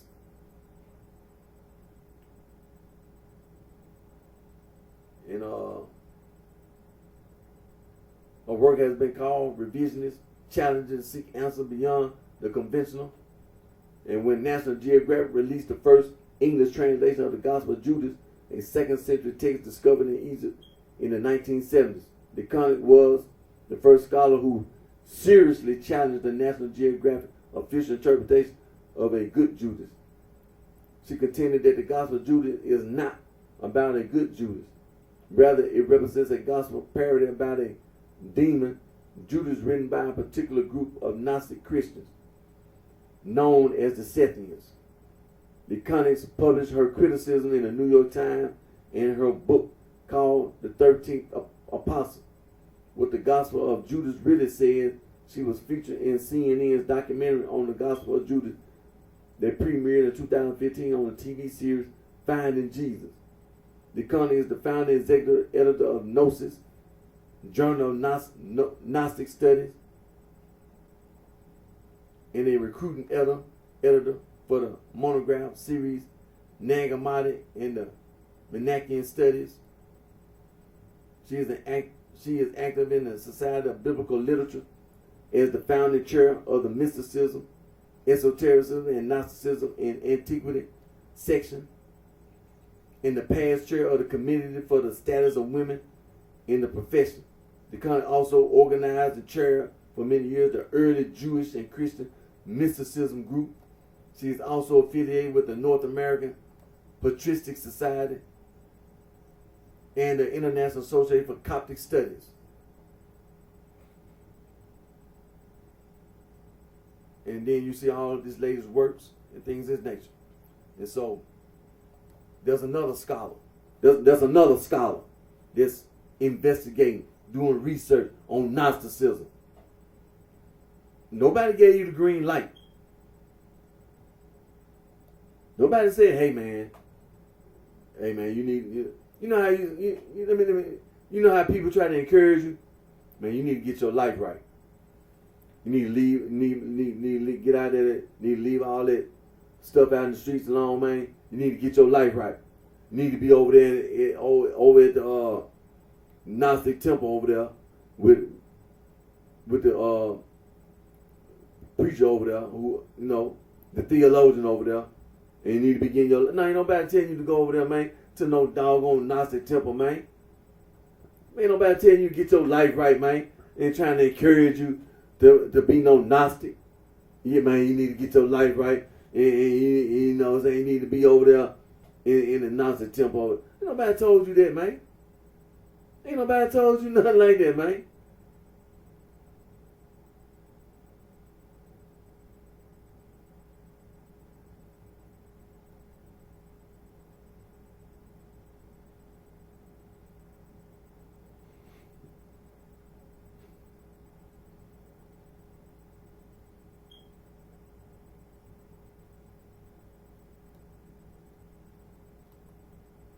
And then this is another scholar, man, who spent a lot of time doing investigation research. Raymond E. Brown.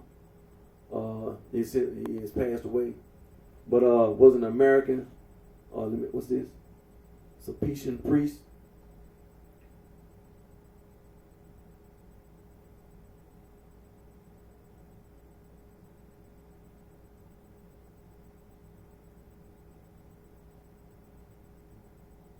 Oh, okay. The Sulpician priest, priest, in Paris, France. And he was a priest and prominent biblical scholar. He was a specialist on the hypothetical Johannine community, which he speculated contributed to the authorship of the Gospel of John. And he also wrote studies on the birth and death of Jesus. And that Brown was a professor emeritus at Union Theological Seminary in New York City, where he taught for 29 years. He was the first Catholic professor to gain tenure there, where he earned a reputation as a superior lecturer. Okay, let me scroll down. Some of his scholarly views. Brown was one of the first Catholic scholars in the United States to use the historical critical method to study the Bible. And in 1943, reversing the approach that had existed since Pope Leo XII's encyclical. 50 years earlier, Pope Pius XII's encyclical, Divino, expressed approval of a historical critical methods. For Brown, this was a Magna Carta for biblical progress. In 1965, at the Second Vatican Council, the Church moved further in this direction, adopting the dogmatic constitution on divine revelation known as Die Verbum, which superseded the conservative schema on the sources of revelation that originally had been submitted. While it stated that Scripture teaches solidly, faithfully, and without error that truth which God wanted put into sacred writings for the sake of salvation, Brown pointed out the ambiguity of this statement, which opened the way for a new interpretation of inerrancy by shifting from a literal interpretation of the text towards a focus on the extent to which it conforms to the salvific purpose of God. Brown saw this as the Catholic Church turning the corner on inerrancy, saying the Roman Catholic Church does not change her official stance in a blunt way. Past statements are not rejected but are requoted with praise and then reinterpreted at the same time. What was really going on was an attempt gracefully to retain what was salvageable from the past and to move in a new direction at the same time. In that, New Testament Christology, in a detailed 1965 article in the journal Theological Studies examining whether Jesus was ever called God in the New Testament, Brown wrote, even the fourth gospel never portrays Jesus as saying specifically that he is God, and there is no reason to think that Jesus was called God in the earliest layers of New Testament tradition. He wrote that gradually in the development of Christian thought, God was understood to be a broader term. It was seen that God had revealed so much of himself in Jesus that God had to be able to include both Father and Son. And 30 years later, Brown revisited the issue in an introductory text for the general public, writing 3 reasonably clear instances in the New Testament: Hebrews 1, 8 through 9, and John 1, 1 and 20, 28. And in 5 instances that have probability that Jesus called God, a usage Brown regarded as a natural development of early references to Jesus as Lord. And the Gospel of John. Brown analyzed the Gospel of John and divided it into 2 sections, which he labeled the Book of Signs and the Book of Glory. The Book of Signs recounts Jesus' public miracles, which are called signs. The Book of Glory features Jesus' private teaching to his disciples, his crucifixion, and his resurrection. Brown identified 3 layers of text in John. The initial version Brown considers based on personal experience of Jesus, a structured literary creation by the evangelist, which draws upon additional sources, and the edited version that the readers of the Bible now of the Bible know today. And many of his works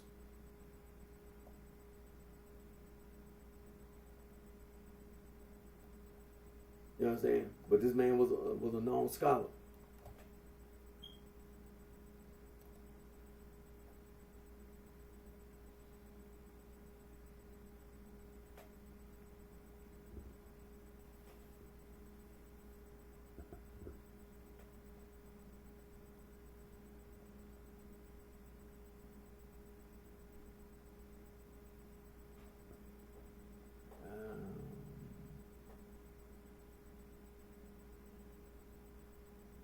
And so,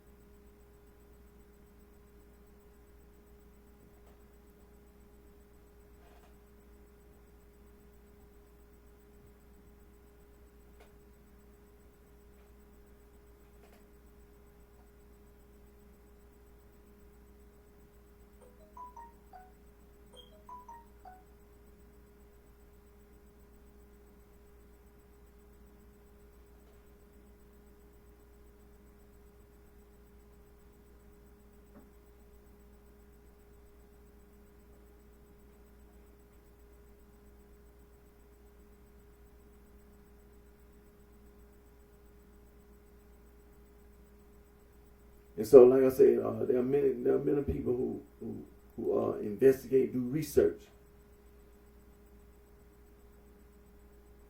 on Gnosticism, as well as Judaism and Christianity and Gnosticism. And like I said again, there's nothing consistent about Judaism and Judaism and this Gnosticism, as well as nothing about the Catholic Church is consistent with this Gnostic nonsense. Nothing. You can look at the Catholic Church today. All Catholic Church. You can look at the Roman Catholic Church. You can look at Eastern Orthodox Church. You can look at the Oriental Orthodox. There's nothing that the Catholic churches is teaching that's consistent with this Gnostic nonsense. What it is contrary. It's contrary. No, there's nothing similar. Nothing. When you talk about monotheism, that's going to be a big problem. That's going to be a big problem.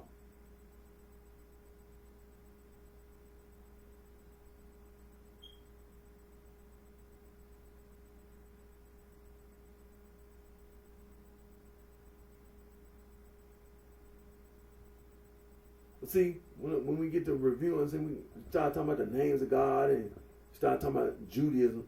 See, this is the reason why this is important. What I'm doing is that you need to understand that nobody is telling you that Gnosticism is right in the fields of scholarship. When we talk about Gnosticism, then when you're hearing about these people, it can be whatever field they're in.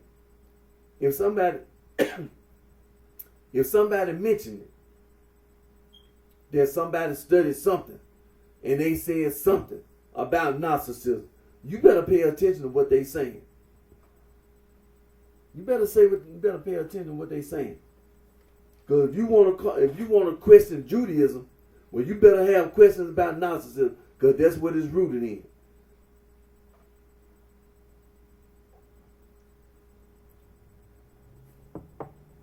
If you want to have the nerve to say Judaism ain't right, well, you might well say Gnosticism ain't right, because Gnosticism is rooted in Judaism. So there again, you're going to have a problem. Anything you got to say about Judaism, you saying the same thing about Gnosticism. That's the case. Because like the scholars been telling you, hey, and all this stuff about these codex, talking about this Bruce Codex and this Askew Codex, which all this stuff ain't nothing but some stuff that was Gnostic, that them Gnostic theologians wrote, and it had been buried in the ground, and then it got found. The Bruce Codex, the Askew Codex, and the Berlin Codex, them were some of the early Gnostic writing that got discovered before the Nag Hammadi Library. And then the 1945 discovery of the Nag Hammadi Library by the little farm boy in 1945.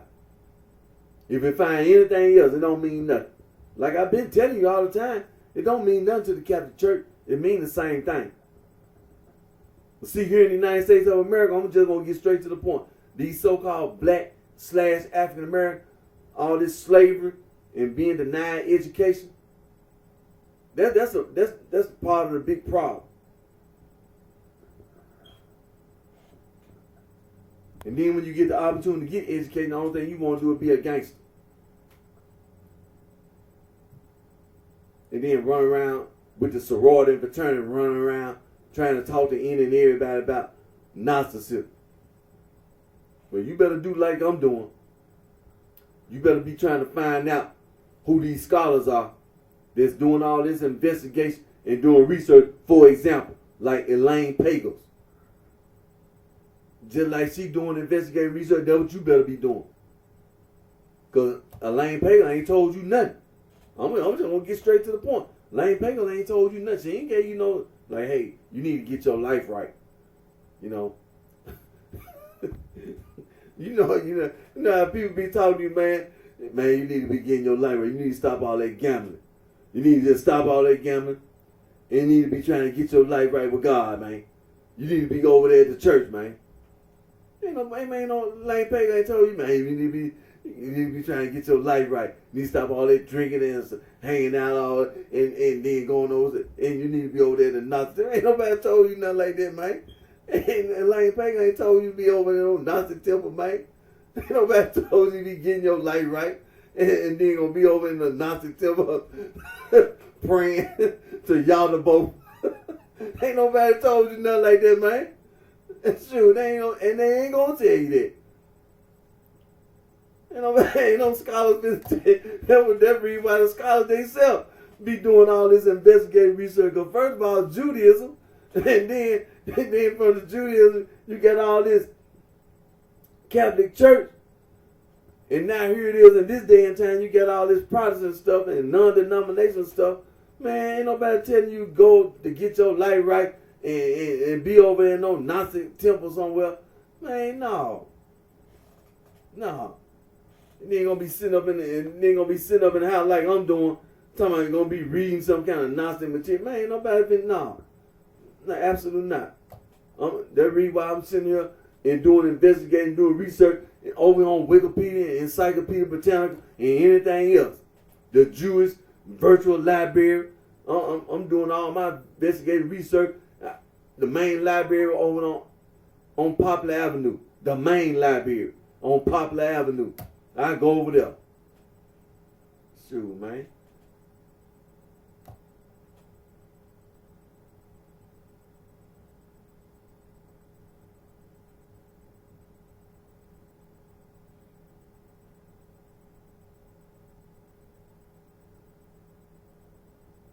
Who is this right here?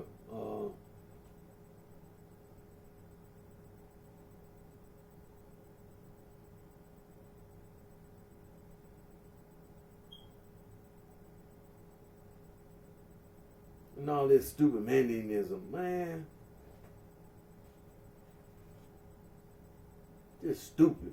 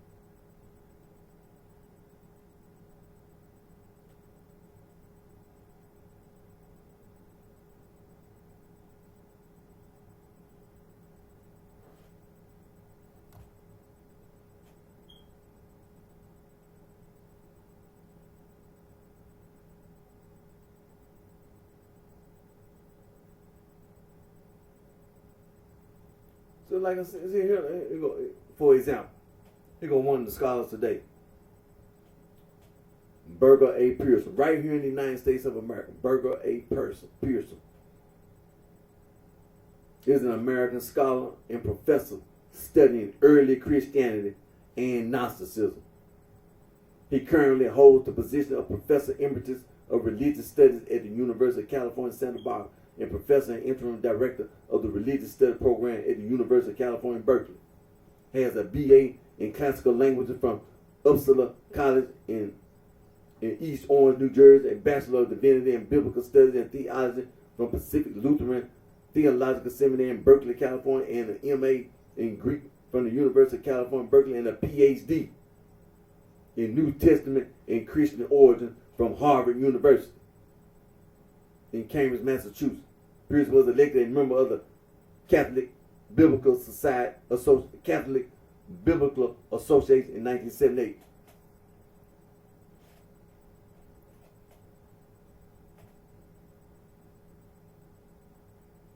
And Pearson was one of the original translators of the Nag Hammadi Library, and was also involved with the 2007 translation by Marvin Mayer in his writings.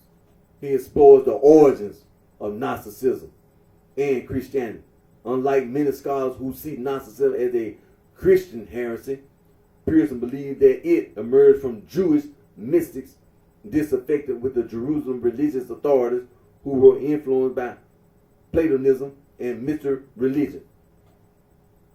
Ain't nobody telling you, do you see somebody walking around that supposedly, this man here was elected to a member of the Catholic Biblical Association?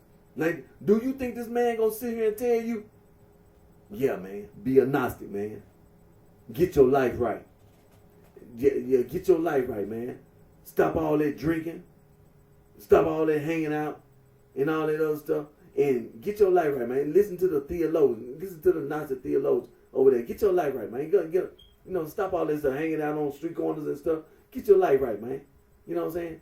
And stop all that beating up on that girl and all that beating up on your girlfriend and get married. And stop all that stuff, man. And get yourself over there to the Gnostic and go listen to the Gnostic theologians. Ain't nobody telling you nothing like that, man. Here it is, this man here, a scholar right here in the United States of America, Burger A. Pearson, doing all this study on early Christian and Gnosticism. Nobody telling you, yeah, man, yeah, Gnosticism, that's the way to go, man. That's what man.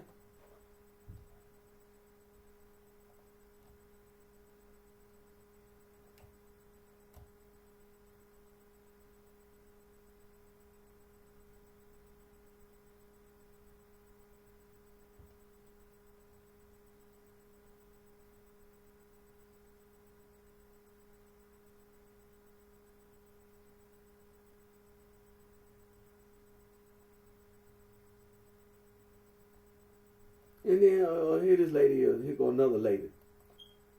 Now this lady here, I think she's a Norwegian American. But this lady here, this is a woman. Pronounce her name, Jerome Jacobson Buckley. You know what I'm saying? She's a Norwegian American religious studies scholar and historian of religion, known for her work on Mandeism and Gnosticism. She was a former professor of religion at Bowdoin College. She is known for translating the scroll of exalted kingship and other Mandean texts, as well as for her various books on the Mandean religion and people. Her interests include Mandean genealogy and anthropology. Now this lady here, she began undergraduate studies during 1960s.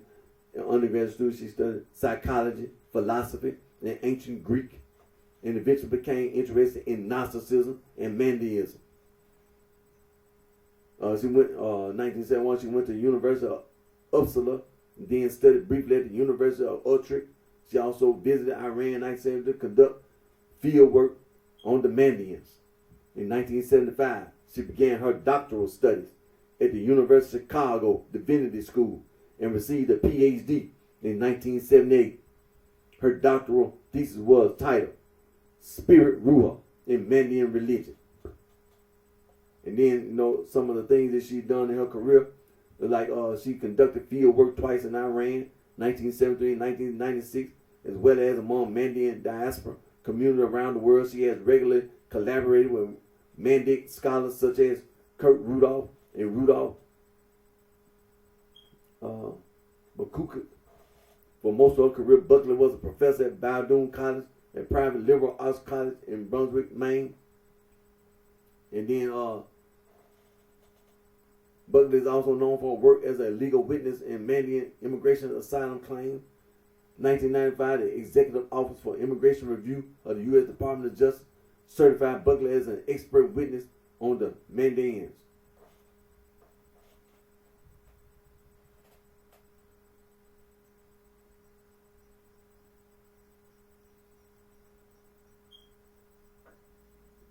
Then got all these works that this lady has done. But like I said, this lady is work religious studies, and then she's a scholar and historian of religion, known for her work on Mandeism and Gnosticism. And ain't nobody telling you to be no Gnostic. Ain't nobody giving you the approval to be no Gnostic because they right.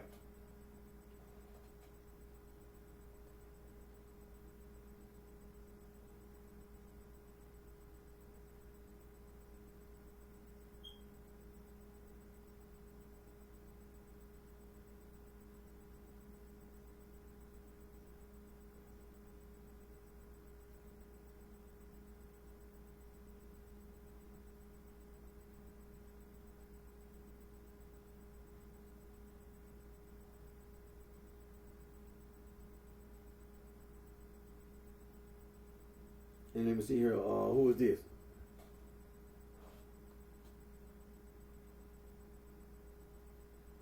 All right. Let me see. Who is it? John D. Turner.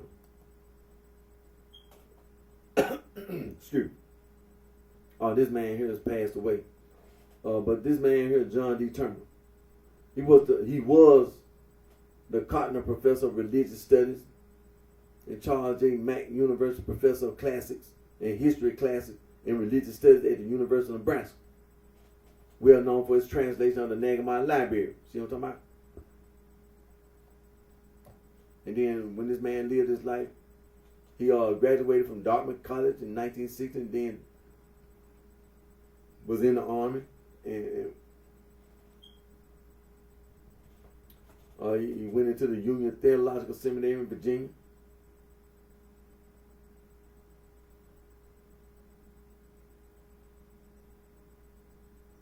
Went to Duke University religious program and was seeking a doctorate in early Christianity while at Duke.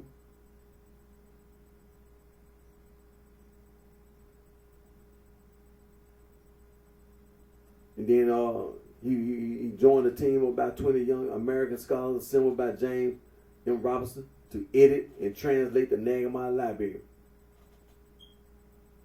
And then one of his expertise was in biblical studies, New Testament, Hellenistic and Greco-Roman religion and philosophy, Gnosticism, later Platonism and Neoplatonism, Coptic language and literature. He had expertise in the study of ancient Gnosticism, in particular the restoration, conservation, translation, and interpretation of the 13th, 14th century papyrus codices from Nag Hammadi.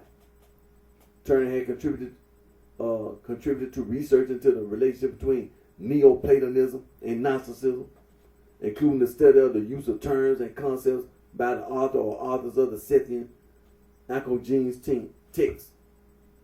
And then this man was educated. He had a bachelor's degree. Then he had a Union Theological Seminary in THM from a Union Theological Seminary in Virginia. And this man also had a PhD with highest distinction from Duke University in 1970. Then he wrote books and commemorative publications and things of this nature. But this man ain't told you nothing that these people see. This is what made me made clear. Nobody is giving you no approval to say, hey man, you need to get your life right. You know you need to be in religious service. You need to be over there at the Nazi temple, man. You need to be at the Nazi temple. You need to be trying, instead of sitting around playing dominoes and using profanity and stuff like that, and sitting in the house watching porno films and stuff like that. You need to be getting your life right. You need to be going over there to the Nazi temple. Ain't nobody told you nothing like that, man. This Gnosticism, man. Ain't nobody told you nothing like that. Stupid self.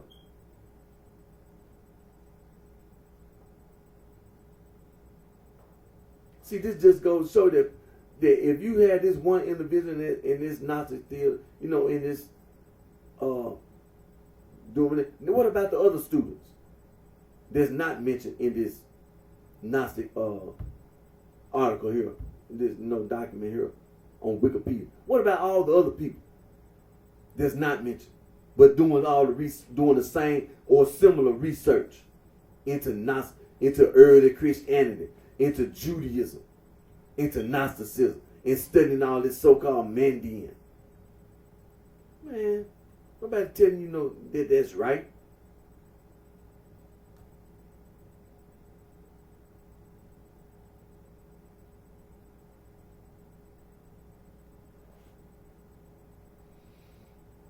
And who is this right here? What is it? Valentinus Bentley Layton is a professor of religious studies. Let me click over here. Who is this right here? Bentley Layton is professor of religious studies, ancient Christianity, and professor of Near Eastern languages and civilizations, Coptic, at Yale University since 1983. Is a Harvard-educated scholar who has been central to the 20th century rediscovery of Gnosticism, which was the title of the international conference he hosted at Yale in 1980. in the volume that came of it. His interests lie in the history of Christianity, from its origins until the rise of Islam, Gnostic studies, and Coptic. With the summa cum laude thesis on the Nag Hammadi Gnostic Coptic treatise on the resurrection, which he presented in a critical edition in 1978. He has moved on to present critical editions of other texts, the hypostasis of the archons, or the reality of the rulers, serialized in Harvard Theological Review, 1974, 351 to 425. His most accessible book is the Gnostic Scriptures, a new translation with annotations.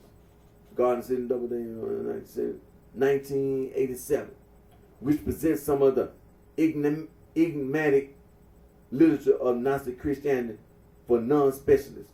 He sets his selection of Gnostic scripture, the writings of Valentinus and his followers, and related writings that display Gnostic tendencies within the broader context of early Christianity and Hellenistic Judaism, with generous introduction and plentiful annotation. For specialists, Layton's Coptic grammar is a standard text. He cataloged at the Coptic manuscripts in the British Library. He is a board member on the Harvard Theological Review and the Journal of Coptic Studies.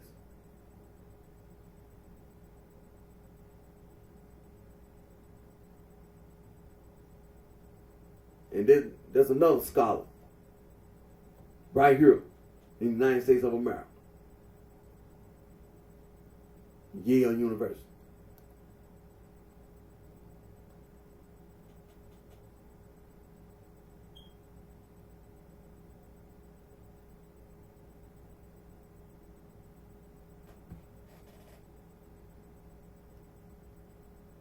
What time?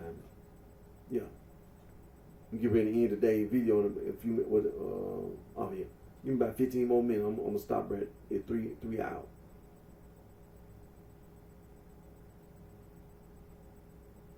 Because see, when I get into this review, see, this is what's going to be important. And when you're talking about Judaism, you ain't finna make it sound like Judaism and Gnosticism is the same. Because it's not. It's not. And that's what these scholars are telling you, the same doggone thing.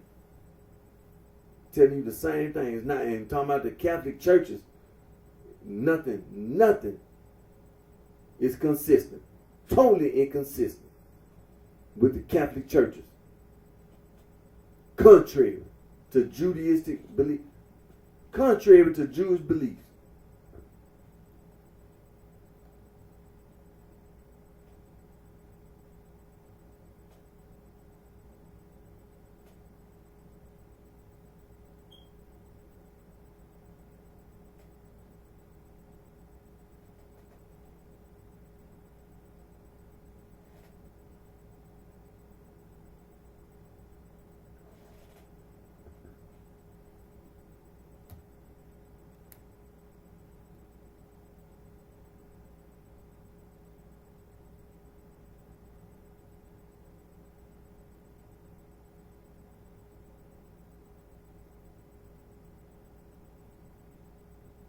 So let me see.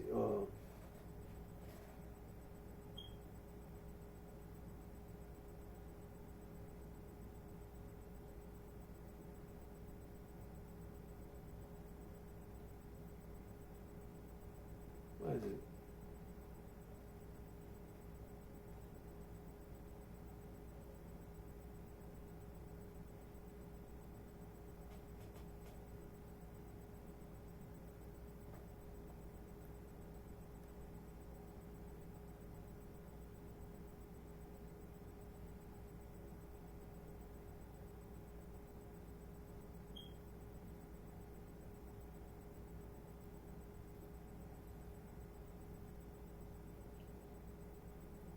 Let me see. I think this is a woman.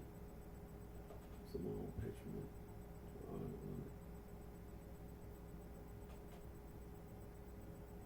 Okay.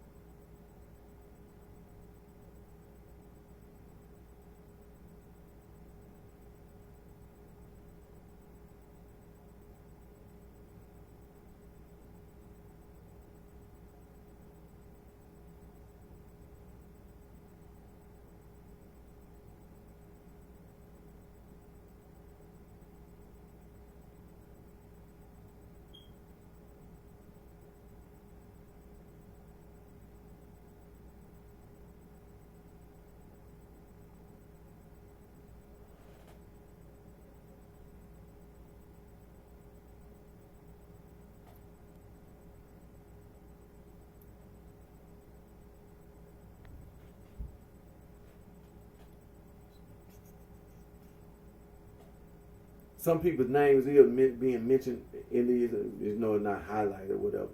But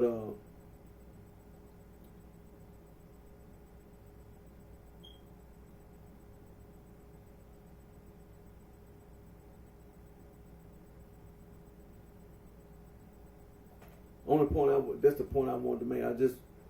There are scholars who are studying. They doing investigation. They doing research. There's nobody telling you that Gnostic nonsense is what you need to be doing.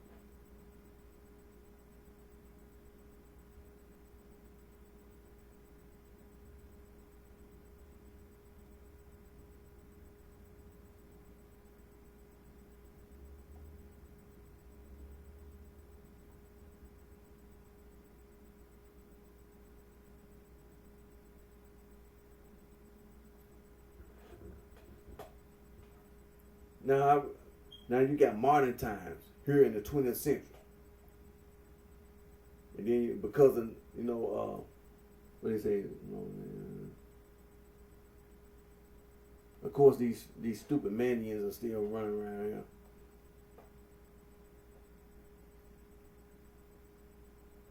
And ever since they found the Nagamite library, then you see all this stuff that came behind it.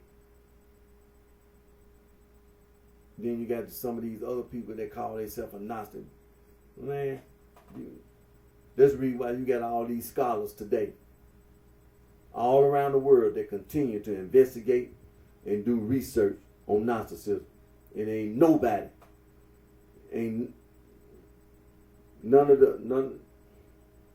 the prevailing thought is that this is some kind of stupid stuff that started from Judaism. And they're not finna sit there and say that it was the Orthodox Jews. It was just some Jewish sects, such as the Ophites, the Canaanites, the Sethians, some of these people, some of these heretics, Jewish heretics.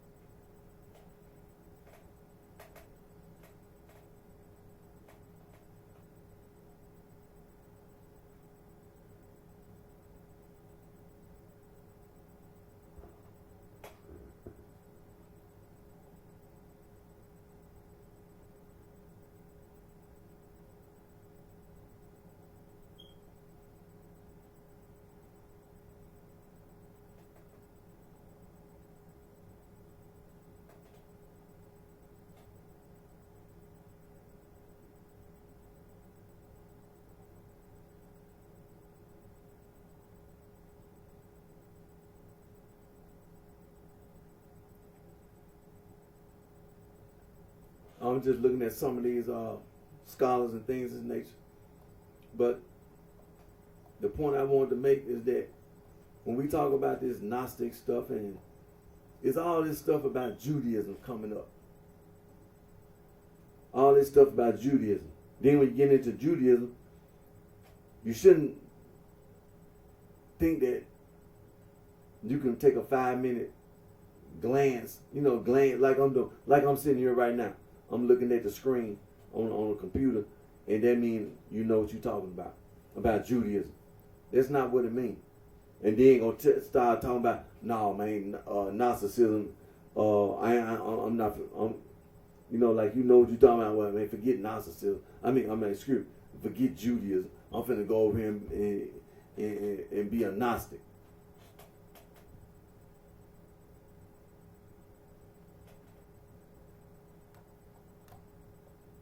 See, so that's the reason why I was doing it, because to make this point and to put strong emphasis on the point that all around the world, at colleges and universities all around the world, people are doing research. They are investigating and doing research about this Gnosticism. And you ain't got no business walking around talking about the sorority and fraternity and walking around in the community, in the neighborhood, just like this neighborhood here, and then trying to influence people to listen to some Sethism, listen to the Ophites, listen to the Canaanites. You ain't got no business walking around with the Nagamite Library or them other codexes trying to influence people. Especially little children. Little children should be able to go to the Jewish synagogue and practice their Jewish faith, especially as well as the Catholic Church. Little children should be able to go to the Catholic Church and be able to go to the Catholic Church and practice their Catholic faith without having to put up with this harassment from this so-called Gnostic nonsense, with this street gang mess and the sorority and fraternity. Because it ain't right. Ain't nobody at the college and university around the world telling you that Judaism is wrong. And nobody telling you nothing that the Catholic Church don't know what they talking about.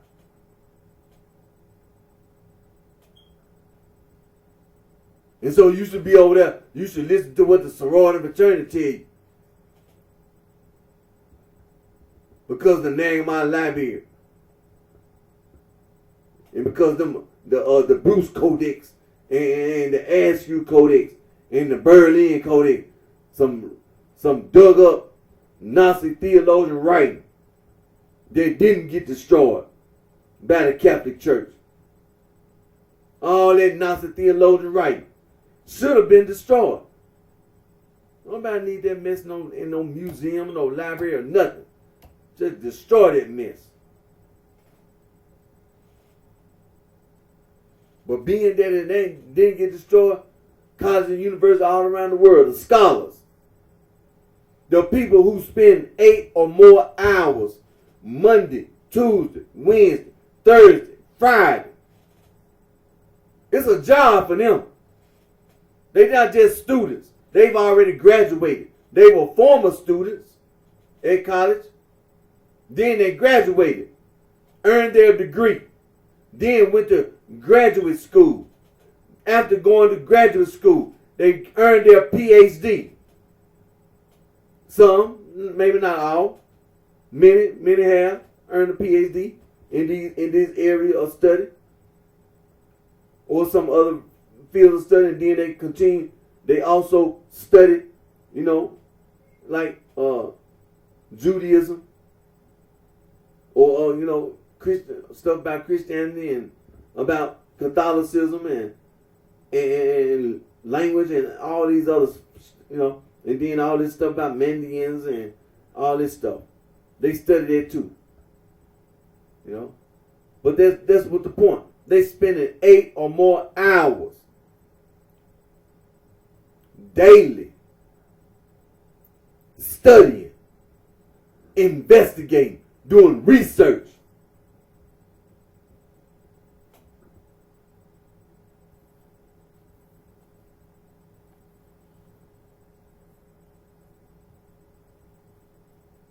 So like I said, man, hey, before I end today's video, we had 3 hours, so I'm gonna end. What time? Yeah, gonna end.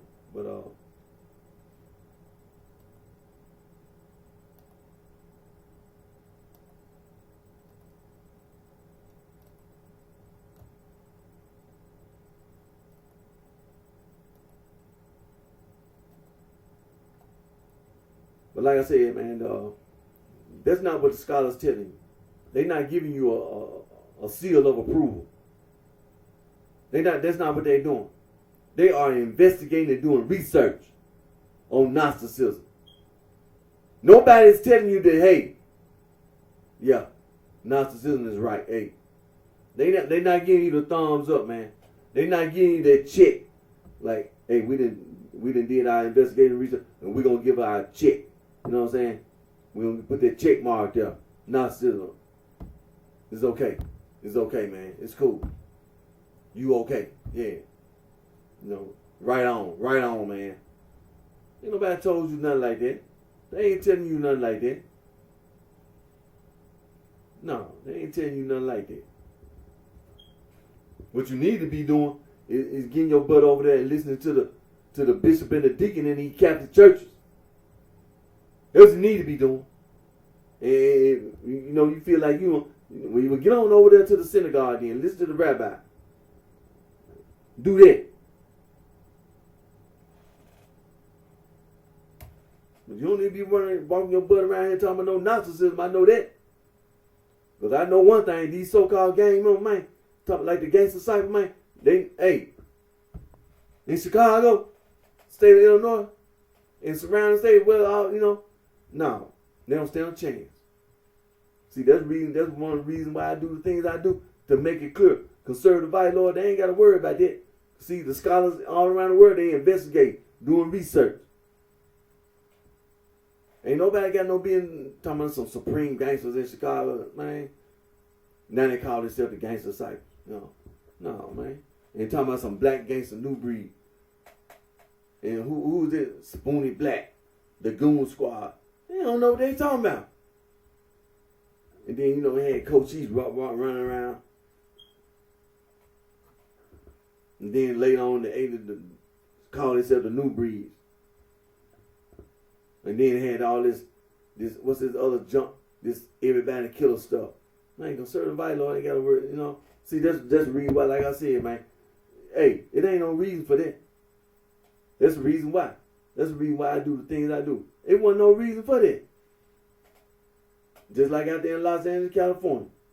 Talking about some Crip gang, some blood gang. Not talking about the Black Peace Stone Blood. They up there in Chicago. T. Rogers came from Chicago, moved to Los Angeles, California. And see, look at all these people that come from other countries. All these people from Far East Asia, like the Koreans, people from Japan, people from Singapore, Taiwan, people from Malaysia and Indonesia. There's people from those countries, Philippines. They living here in America. People from Central Asia living right here in the United States of America. Citizens of the United States of America. People from South Asia. People from Vietnam, Cambodia, Laos. All these people, because of the Vietnam War and stuff like that. And sometime even before then. But people came to this country from those parts, from that part of the world. As well as the Middle East and things that they living here in the United States of America. They're not from America. They came from another country. And then you talking about some out there in Los Angeles, talking about some Crip gang, and then the Blood gang, trying to influence people. And then they trying to use the Nagamai Library. They're trying to use Gnosticism.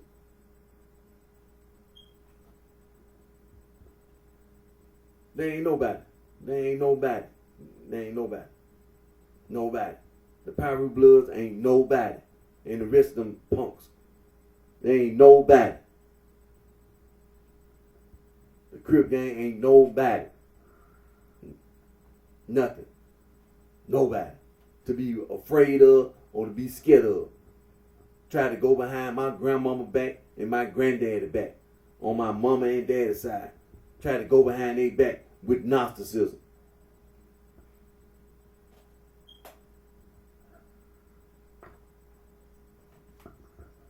See the black Peace Stone Bloods out there in California? See, just like I leave my video for conservative white law, I don't want them to be out there in California not to pay attention. See, that Nazi nonsense. When you talk about these scholars, it's other scholars that wasn't mentioned, but still, scholars at the college and university all around the world, they studying.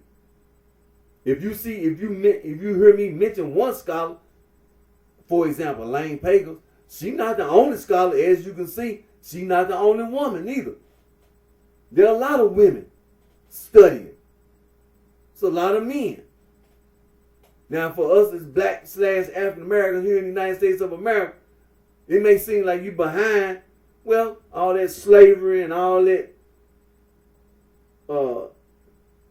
Jim Crow stuff. But still, people in sub-Saharan Africa, colonialism and all that. Still, people all over the world are studying in theology and religious studies department, and all them other departments are studying. They are doing investigations. They doing research. They having conferences as we speak right now. There's probably some kind of conference right now. As we speak right now. It's probably a conference right now. Some kind of Gnostic conference, some kind of Jewish conference, some kind of Christian conference or something.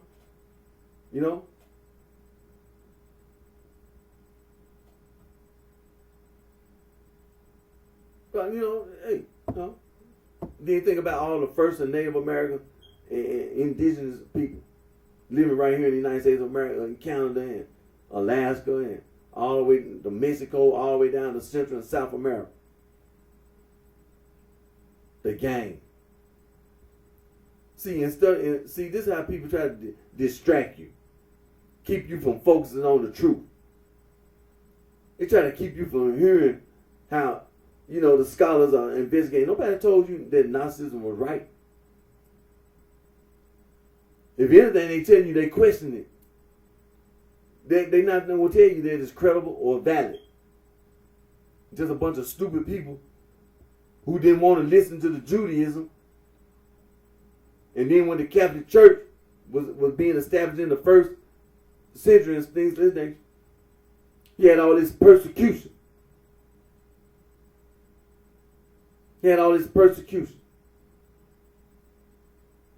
But despite all that persecution, look what you see today. The Catholic Church is the biggest. It's billions of people that are Catholics. Billions. I ain't even talking about no Christians. I'm talking about just Catholics. Catholics. Worldwide. Roman Catholic Church, Eastern Orthodox Catholic Church, Oriental Orthodox Catholic Church, all Catholic churches. Worldwide. Billions. Then all this other stuff. Protestants and non-denomination. Millions.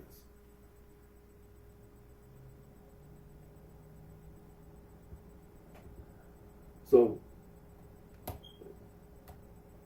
don't be fooled by what the sorority and fraternity trying to go all around and trying to influence people. They ain't doing a line. They lying. So I'm gonna get ready to end today's video. And like I said, this is Memorial Day weekend here in the United States of America. And hope and pray everyone, each and every one, have a safe and blessed Memorial Day, include myself. And always thank my Lord and Savior Jesus Christ, the Son of God, for all the blessings and the guidance that He provides me as well as all of us with. And continue to pray. There are wars being fought all over the world. There, this earth, this planet. And there are wars being fought. And continue to pray that there'll be, there'll be peace. And so I'm gonna get ready to end today's video. and gonna come back, like I said, and do my review and everything. But that's what a review really means, is that you got to get to the root. You know, you got to get to this problem. That, you know, don't take it like it's all right. It's not, and that's what all this investigation and research means.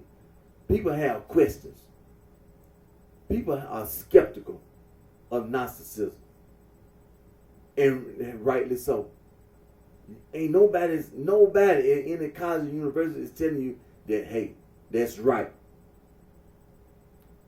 Ain't nobody put that check mark on there to say, hey, we done went through this 21-point inspection, and your car is hey, when you come back the next time you get your oil and filter change, we do this 21-point inspection. We done went through all that, you know what I'm saying? We check your tires and, you know, all that. We went through this 21-point inspection, and we gonna put that check mark there. No, ain't nobody put no check mark there on narcissism. No. Ain't nobody put no check mark there on that 21-point inspection, man. No, for no narcissism. People still, your car is still being, you know, that it's still being looked at, and you looking at your watch. Like, man, you still checking my car? Yeah. Your car still being checked. You know, your car still going through the inspection. Your car probably won't pass inspection. It probably gonna be parked in the back of the mechanic shop back there. You know, because it got a lot of problems. Your car got a lot of problems. You know. So, don't make it sound like nobody put no check mark there. Nah. But hey, again, my name is Eric D. Johnson, also known by BrightShine, right here in the city of Memphis and the county sheriff in the state of Tennessee. Thank all my family, my support for your continued current support. And until next time, take care of yourself and wish each and one of you very best. And before I leave, pop quiz. What's that symbol that the Jews don't say? That tetragram. That tetragrammaton. Better be on your P's and Q's. Talking about some narcissism. Hey, until next time, you take care of yourself, and you know, I'm gonna continue to stay on this Judaism and this Christianity, you know, the church fathers and things of that. So you take care of yourself and wish each and one of your very best, and enjoy Memorial Day. You know, take care of yourself.